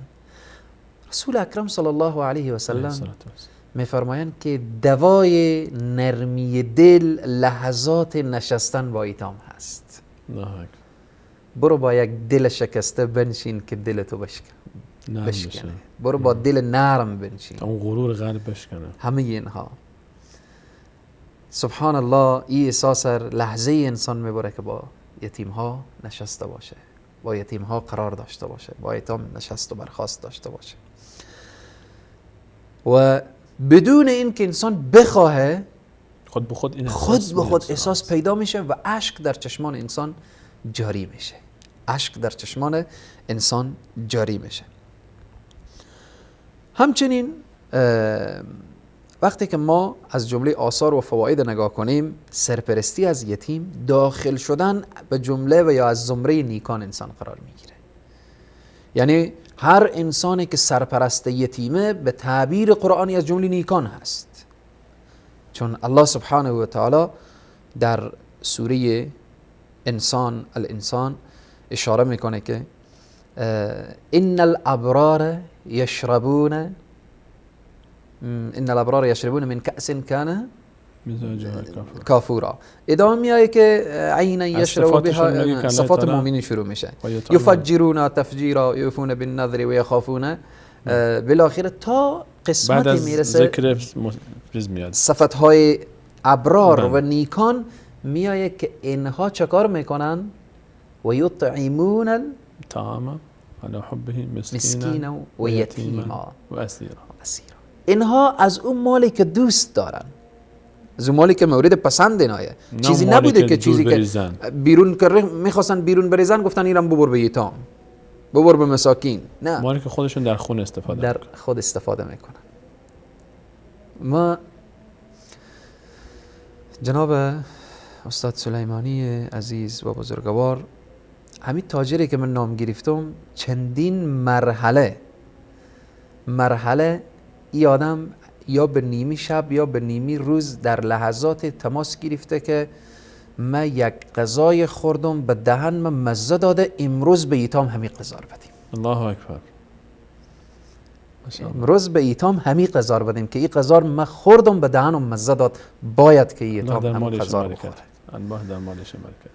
الله سبحانه و تعالی در این آیه میگه که و یطعمون الطعام علی حبه مسکینا و یتیما و اسیرا. طعامی که دوست داریم به دهن شما مزه داد. یعنی چی؟ یعنی اون طعامی که به دسترخوان فرزندان خود میگذاریم و با اونها استفاده میکنیم، نوش جان شما، ولی از همین غذا متوجه یتیم هم شما باشیم. و نیکان در ادامه بیان میکنه که وقتی که اینها این کار کردن، طعام دادن و بالاخره از او چی دیگه اینها نیاز به این هم ندارن که کسی از اینها بیاید تشکری کنه و بالاخره ولی ما نطعمکم لوجه الله، خاص به خاطر الله سبحانه و تعالی. ما هم وقتی که به اینجا از یک تاجر یا یک شخص یاد میکنیم، این به تعبیر از اینیه که خدای نخواسته این حرف ما برای از اونها بگیم که سبب غرور از اونها بشه. حرف به خاطر اینه که دیگران تشویق بشن و بیاین راه اینها ادامه بدن تا اینکه اونها هم از این اجر بزرگ از اینها مستفید بشن. و اونها باید شکرگزار باشن که الله تعالی همچین منتی برای اونها گذاشته که همچین فرصتی در اختیارشون قرار گرفته. و پس سرپرستی از ایتام و یتیم این اهمیت و این جایگاه داره و این آثار داره، از جمله آثار مثبتی که میبینیم از زمره نیکان و بندگان صالح الله سبحانه و تعالی. و همچنین در روایات آمده که شخصی که سرپرستی ایتام داره، ای با همه آرزوهای شرعی خود میرسه. رسیدن به آرزوهای شرعی توسط به چی؟ یا وسیله خدمت به ایتام. یعنی کسی که به یک یتیمی خدمت میکنه، به یک بینوای خدمت میکنه، بی سرپرسته، به او سرپرست قرار میگیره، چکار میشه؟ الله سبحانه و تعالی اون مشکلی که او در دل داره به وسیله خدمتی که به یتیم کرده مشکل حل میشه و او به آرزوهای خود میرسه. همچنین در بعضی اقوال و روایات و اینها آمده که سرپرست یتیم، کسی که سرپرستی از ایتام داره، نه تنها محبوب پروردگار عالم بلکه محبوب خلق خدا میشه. درست. هر انسانی که در دنیا سرپرستی یتیم را داشته محبوب بوده، محبوب خدا و محبوب بندگان خدا که نعمت عظیم و بزرگیه. و الله سبحانه و تعالی هر زمانی که شخص برای خود دوست بگیره، چیز واضح و مسلمیه که در حدیثی که برای اهل السماوات میگه که اهل السماوات که ما فلانی رو دوست گرفتم و اونها شما هم دوست داشته باشین، و اهل زمین گفته میشه و بالاخره همه او رو دوست دارن. نکته آخری که از جمله فواید و آثار مثبت سرپرستی از ایتام اینه که هر انسانی به دنبال فرحت و خوشحالیه، دوست داره خوشحال باشه، مسرور باشه، غم و اندوه از وجود از دور بشه. کسی که سرپرستی از ایتام داره همیشه خوشحاله، همیشه مسروره، خوشحالی روحی داره. وقتی که انسان هر قدر دل گرفته، محزون، پریشان وارد یک دارالایتام بشه، و لحظات با اونها بنشینه، به خاطر چی؟ چون میره یک دل شکسته شاد میکنه، یک روح افسرده شاد میکنه. الله سبحانه و تعالی در قلب این انسان، به روح این انسان یک فرحت و یک خوشحالی خاصی میبخشه که به طور خلاصه و فشرده از آثار و نمونه های مثبت سرپرستی از ایتام. الله تعالی من و شما همه بینندگان عزیز رو از این اجرهای کثیر بی بهره نگرداند. و فی ذلک فلیتنافس المتنافسون، در این مسابقه دهندگان با هم به رقابت بپردازند. مردان میدان بیان وسط و رقابتشون رو شروع بکنن. اصل رقابت اینجاست، رقابت در راه کسب رضایت الله تعالی با اون نعمتی که الله تعالی به ما داد، با اون منتی که الله تعالی بر ما گذاشته. جناب دکتر اگر موافق باشید دوست داریم که به همراه شما سری بزنیم به گورستان سیرت رسول صلی الله علیه و سلم و از برخورد رسول الله صلی الله علیه و سلم که خودشون طعم یتیمی رو چشیدند و نه پدری، نه مادری، نه خواهری، نه برادری بود دور برشون که تجربه کرده باشن احساس نسبت به اونها رو. رسول الله صلی الله علیه و سلم چگونه برخورد کردند و چه فرمودند درباره یتیم؟ در سیرت پیامبر اکرم صلی الله علیه و سلم ما یک نمونه هایی رو داریم که پیامبر اکرم صلی الله علیه و سلم چگونه تشویق میکنند به رسیدگی به یتیمان. در حقیقت پیامبر خدا صلی الله علیه و سلم مجموعه از فرمول ها رو میذارن. همونطور که ما الان در ریاضیات یک فرمولایی داریم که آقا 2 به علاوه 2 میشه 4 تا، 2 ضرب 2 میشه 4 تا. این یک فرمول هست، هممون قبولش داریم. کسی اومد خلافش را کرد ما تعجب میکنیم و قبول نخواهیم کرد. دقیقاً پیامبر اکرم صلی الله علیه و سلم همچنین فرمولایی رو میذارن برای ما که از این فرمول ها ما به هدف هایی که میخوایم بهش میرسیم. همونطور که جناب حضرت مولانا اشاره کردن به فرموده پیامبر اکرم صلی الله علیه و سلم که فرمودن کافل الیتیمی له او لغیره انا و هو کهاتین فی الجنه.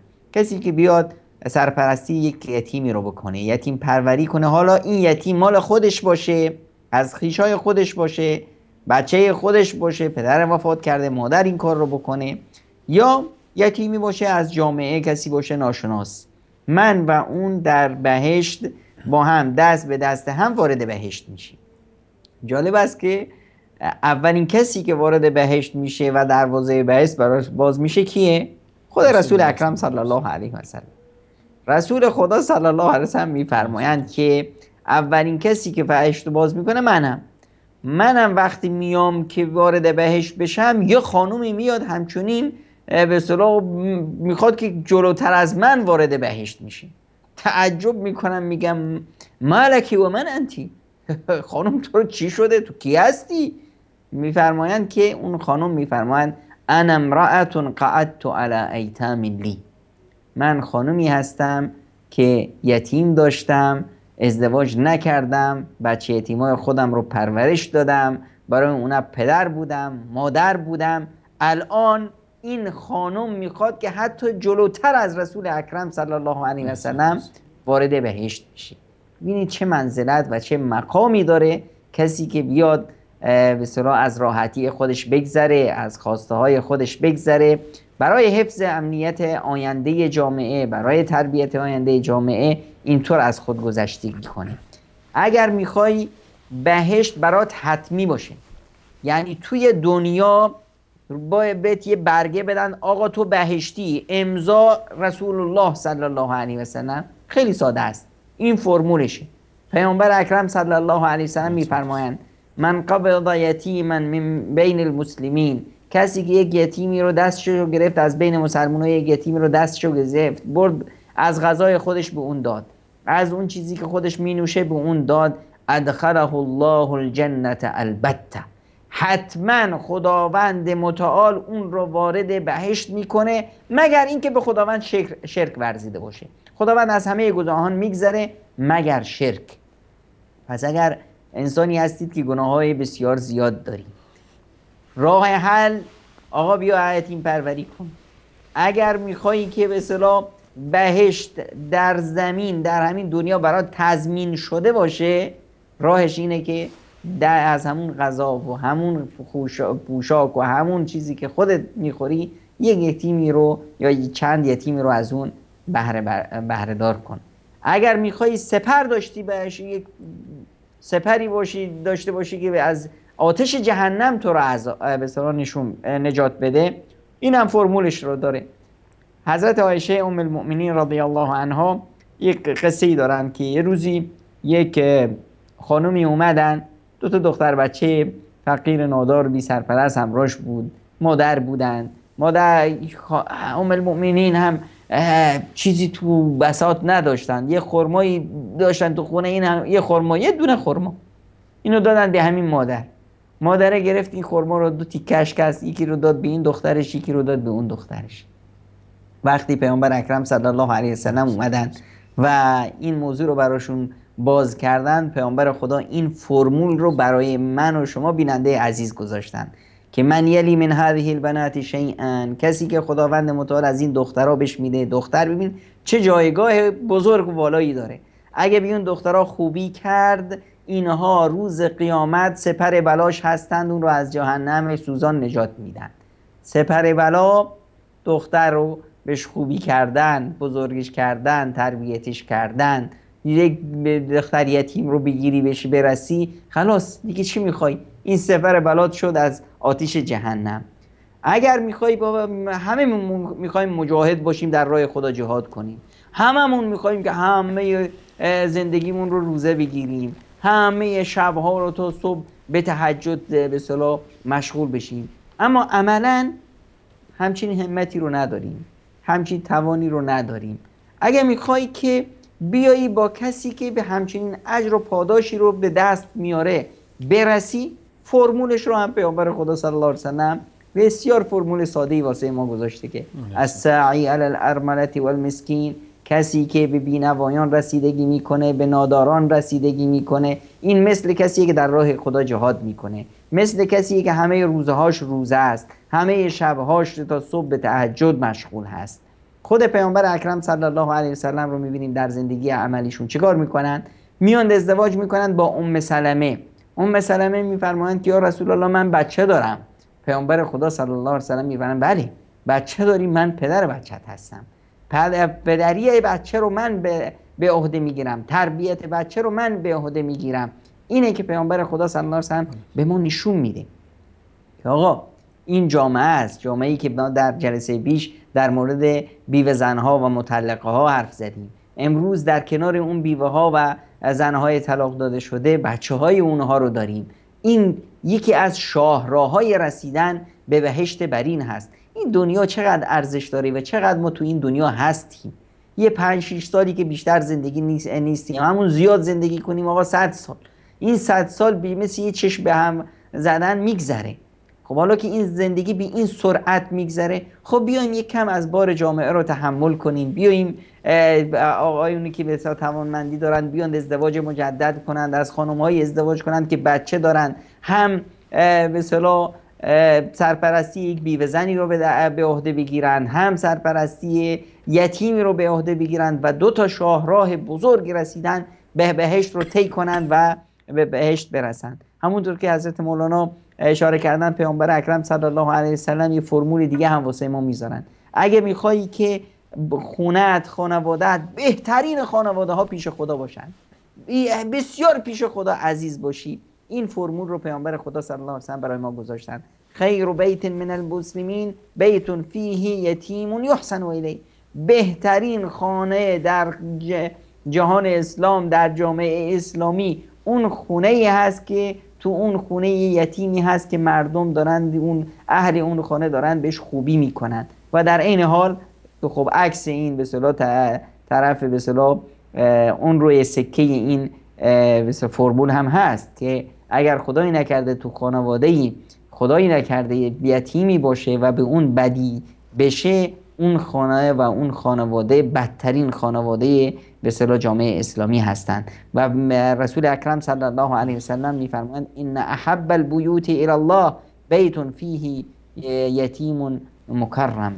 بهترین خانه ها نزد خداوند متعال اون خانه ای هست که توی اون یتیمی هست که به اون به اصطلاح احترام گذاشته میشه، به اون با اون دلسوزی میشه، به اون رسیدگی میشه. و همونطور که حضرت مولانا اشاره کردن، یه فرمولی رو هم پیامبر اکرم صلی الله علیه و سلم برای علاج و درمان بیماری های خود ما میذارن که آقا اگر میخوایی که دل نرم بشی، اگر میخوایی که از بیماری های دل و قلبت نجات پیدا کنی و اگر میخوایی که به حاجتت برسی، حاجت ها و نیازهایی داری، اتحب ان، ببینید حتی اسلوب رسول خدا صلی الله علیه و سلم رو ببینید، میفرمایند اتحب ان یلین قلبک و تدرک حاجتک. آیا میخوایی که قلبت، دلت نرم بشه و به نیازهات برسی؟ اگر این رو میخوای، فرمولش این آقا: ارحم الیتیم، به یتیمان دلسوزی کن، و امسح رأسه، دستت رو بر سرشون بکش، و اطعمه من طعامک، و از اون چیزی که خورد و خوراک و پوشاکی که خودت داری استفاده میکنی به اونم بده.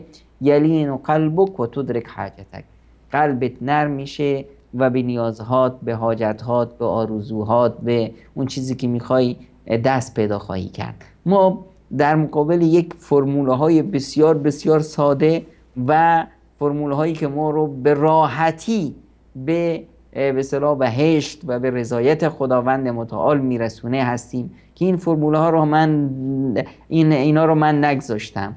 استاد بزرگوارمون شیخ انصاری هم اینا رو نگذاشتن. اینا هم از تألیفات و از ساخته های استاد بزرگوار شیخ سلیمانی نیستند. اینها فرموله هایی هستند که رسول اکرم صلی الله علیه و سلم پیک خداوند به سوی ما بشر و فرستاده خداوند به سوی من و شما بیننده عزیز این فرموله ها رو گذاشتن و توی اینها هیچ شکی نیست. ما اگر به اینها عمل کنیم حتما و حتما از بهشتیان خواهیم بود. آمین ان شاء الله. اجازه بدید برگردیم جناب مولانا رو زحمت بدیم. باز من دوست دارم که در خاطرات شما یک جستجویی بکنم و از خاطراتی که داشتید با این قشر از جامعه، با یتیمانی که با اونها تعامل دارید در به هر حال فضای دارالایتامتون، یک خاطره برای ما بینندگان بگید که تو ذهنتون مونده همچنان. خاطرات ارتباط به این قشر مظلوم و میتونیم بگیم که قشر محروم که از نعمت عظیم و بزرگ یا پدر یا مادر محروم ماندن، هر لحظه و هر ساعت و ثانیه که انسان با اینها بنشینه همه خاطره هست. گاهی خاطرات خوش و گاهی خاطرات تلخ، ولی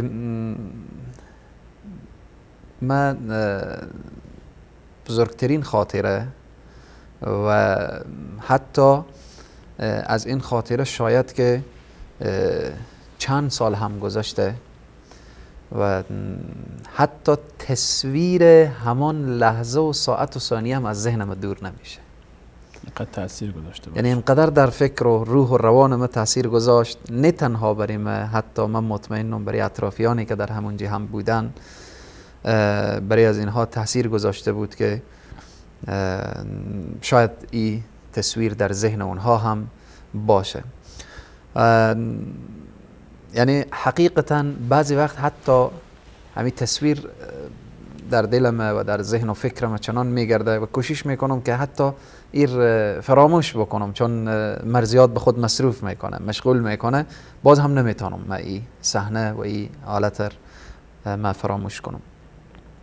ما روزی از روزها یک خواهری فوت میکنه و از دنیا میره. بعد از این 4-5 طفل میمانه، یعنی طفلای در سن 12 ساله، 8 ساله، 6 ساله و یک طفل که در حدود شاید 3 الی 4، یعنی 3 ساله هست. زیاد به گپ هم نیامده که از او انسان بپرسه، فقط همان قدر لفظ پدر و مادر شناخته که پسر هست. وقتی که مادر از این طفل را از خانه بیرون میکنن، همون تشییع جنازه و انهار، خب مردها مثل متوجه نمیشن یا زنها در همون لحظه مصروف خود و اینها، و این هم به تعقیب مردم و به دنبال همین تابوت و جنازه و اینها راهی قبرستان میشه، دنبال تابوت مادر دفن میشه و بالاخره در مسیر راه طفل میگیرن با آغوش و خلاصه این همین زیارت و قبرستان و اینها میبینه، یعنی مسیر رو رفته و میبینه.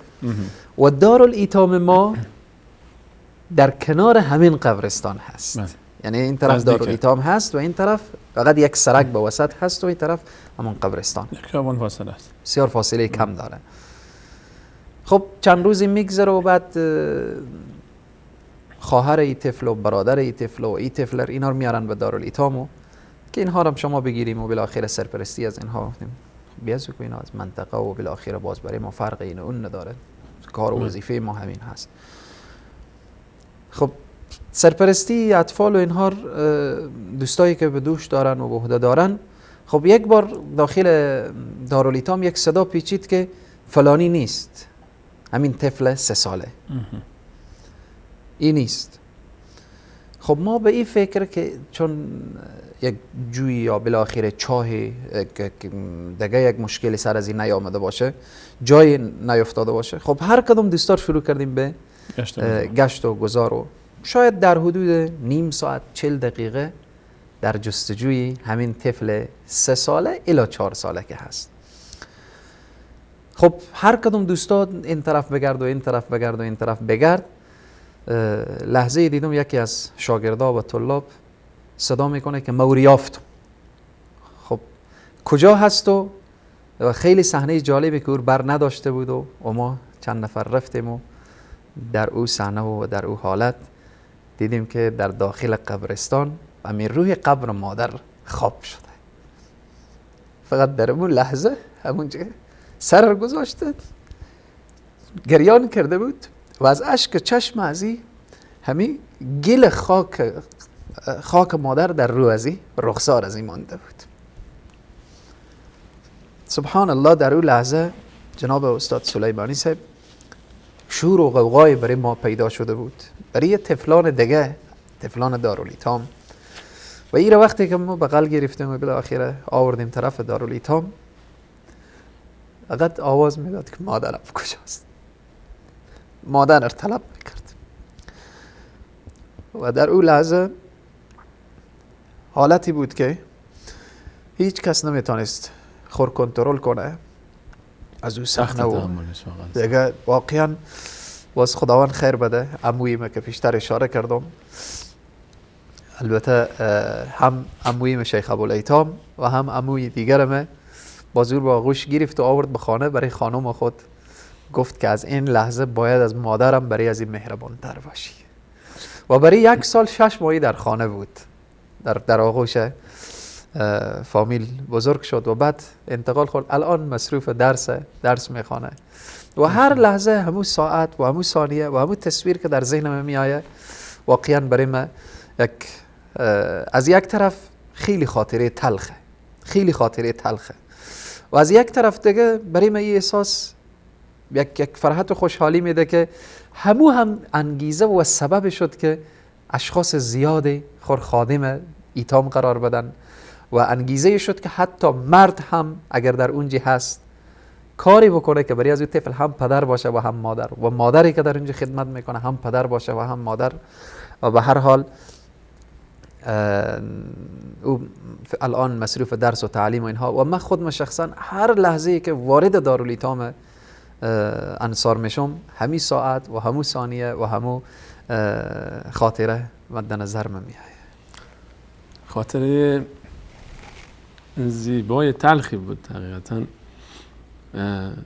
این ذکر این طفل خردسال یکی از هزاران طفل هایی هستند که ما از احساسشون بیخبریم و ما از اون درد دلهاشون، از اون خاطرات تلخشون، از اون زندگی تنهایی که دارن، ما به خاطر مشغول شدن به فرزندان خودمون، به خاطر مشغول شدن به زندگی شخصی خودمون، شاید هرگز اصلا تصورش رو هم نکنیم که یک طفلی اینقدر بعد از فراق پدر یا مادر خودش متأثره و این حادثه تلخ رو در طول زندگی به همراه داره. یقینا وفات والدین بر عزیزانی که تجربه کردن، حتی در سن و ساله ما که دیگه عمری از ما گذشتن، واقعا دردآوره. یعنی خاطراتی نیست که به این راحتی فراموش بشه و یقینا برای طفل خردسال در سنهایی که زیر 10 هست در خصوص بسیار فاجعه تلخیه و این میطلبه که ما نه به خاطر اون، اول به خاطر خودمون، یعنی حقیقتا قدمی برداریم تا در این راه بتونیم که همونجوری که مشایخ و کارشناسان برنامه بارها و بارها تاکید کردن، نامه اعمال خودمون رو سنگین‌تر بکنیم. جناب دکتر، ما داریم به پایان برنامه نزدیک میشیم و من دوست دارم که در چند دقیقه اگر شما صحبت پایانی با بینندگان عزیز دارید بفرمایید تا باز برگردیم جناب حضرت مولانا و صحبت پایانیشون رو بشنویم. تنها من به این نقطه میخوام اشاره کنم که ما مرگ از به اصطلاح همونطور که تعبیر پیامبر اکرم صلی الله علیه وسلم هست که از قیامت و مرگ از کفش پامون به ما نزدیکتر هست. هر یکی از ما در معرض مرگ قرار داریم و در معرض این که پشت سرمون یتیمایی رو برجا بذاریم. حالا باید در فکر آینده بچهای خودمون هم باشیم. در سوره کهف خداوند متعال قصه 2 یتیمی رو بیان میکنه که پیامبرش حضرت موسی علیه السلام رو همراه با بنده صالح خضر فرستادن تا برن موسی و خضر عملگی کنند، یه دیواری که در حال فرو رفتن است اون رو بیان بلندش کنند. حفظ برای چی؟ تنها به خاطر این که زیر این دیوار یک مرد صالحی، مرد نیکویی چیزی رو برای بچه هاش، میراث کودکان یتیمش رو اونجا دفن کرده که این مال و ثروت رو خداوند برای این کودکان حفظ میکنه. بنده به اصطلاح عزیزش رو، پیامبرش رو میفرسته برای عملگی و کار کردن اونجا تا این حفظ بشه. چرا؟ چون که وکان ابوهما صالحا، چرا که پدرشون انسان نیکویی بود. حضرت سعید ابن مسیب رحمه الله همیشه در کوشا بودن در عبادتشون. به فرزندشون میگفتن که بچم من، پسرم من زیاد نماز میخونم، زیاد عبادت میکنم تا خداوند بعد از من تو رو حفظ کنه. این فرمول رسیدن به سعادت و خوشبختی هست. حضرت عمر ابن عبدالعزیز وقتی که وفات میکردن، پادشاه بودن، 12 تا بچه پشت سرشون تنها میذاشتن، وقتی بهشون گفتن که برای اینها میراثی چیزی نمیخوای به جا بذاری، فرمودن ان ولی الله الذی نزل الكتاب و هو یتولی الصالحین. ولی من و فرزندان من اون خدایی هست که صالحان و نیکان رو رها نمیکنه.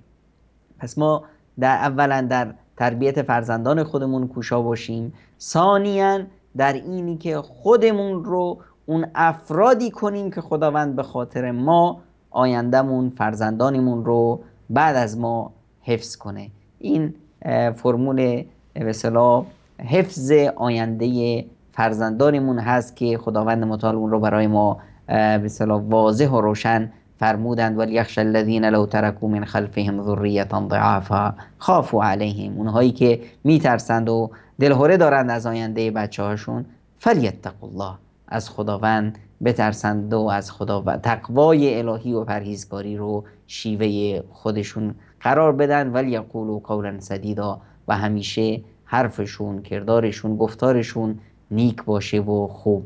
و از شما که این فرصت رو دادید در خدمت بینندگان عزیز و در میزبانی جناب حضرت مولانا انصاری باشم، هم کمال سپاس رو دارم و همتون رو به خدای منان میسپارم. الله یار و نگهدار شما. تشکر میکنم از اینکه وقتتون رو در اختیار ما و بینندگان عزیز گذاشتید. جناب مولانا 2 دقیقه فرصت داریم و صحبت پایانی شما. من فقط خدمت همه بینندگان عزیز و گرامی فقط 2 نکته اشاره میکنم. یکی این که سرپرست یتیم رسول اکرم صلی الله علیه و سلم بودن که از ایتام سرپرستی میکردن و کسی که یتیم را از خود دور میکرد و میرنجاند ابو جهل بود. میخواهید در دنیا محمدی زندگی کنید، حامی و پشتیبان ایتام باشید. اگر میخواهید ابو جهلی زندگی کنید، این قشر را از خود برانید و دور کنید و آزار دهید. نکته دیگر این که لحظه فکر کنید که اگر شما از دنیا رفتید با اولاد شما چگونه برخورد شود، طوری که دوست دارید و میپسندید که بعد از شما با اولاد شما برخورد بشه، امروز با اولادهایی که محروم از پدر و مادر شدند با اونها چنین برخورد کنید که با اولادهای خود دوست دارید. فقط آخرین حرف من باز همان فردی که در ابتدا گفتم که چون یتیمی را کسی گریان کند، مالکن در دوزخش بریان کند. آن که خنداند یتیم خسته را، باز یابد جنت دربسته را. از همه شما بزرگواران تشکری می کنم، خصوصا از جناب حضرت مولانا دکتر عمرای عزیز استاد بزرگوارمان و از جناب استاد بزرگوارمان جناب حضرت شیخ صاحب سلیمانی عزیز بزرگوار که واقعا در این برنامه پر از معنویت به ما افتخار دادن که ما رو دعوت کردن و در این لحظات و فرصت ها رو به خدمت ما گذاشتن. الله سبحانه و تعالی عزت و سرفرازی و سربلندی نصیب این عزیزان و همه بینندگان بگردانه. شما رو به خداوند کریم و رحیم می سپارم. و السلام علیکم و رحمت الله تعالی و برکاته. بنده همجا داره که تشکر بکنم از حضرت مولانا و همچنین از جناب دکتر و شما بینندگان عزیز که تا این لحظه ما را همراهی کردید. عزیزان کنترل و محمد رفیع جان کارگردان عزیز، احمد و محمد و عبدالله و فرید عزیز. در آخر برنامه فقط همت کنید، هر کسی به اندازه خودش، ثروتمند به اندازه ثروتش. اگه کسی نمیتونه به اندازه یک خرما به دست یک یتیمی، کسی که کفالت یک یتیمی رو به عهده داره، کسانی که مجموعه‌ای برای یتیم ها دارن، مشارکت کنیم تا قدم برداشته باشیم در راه حل این مشکل.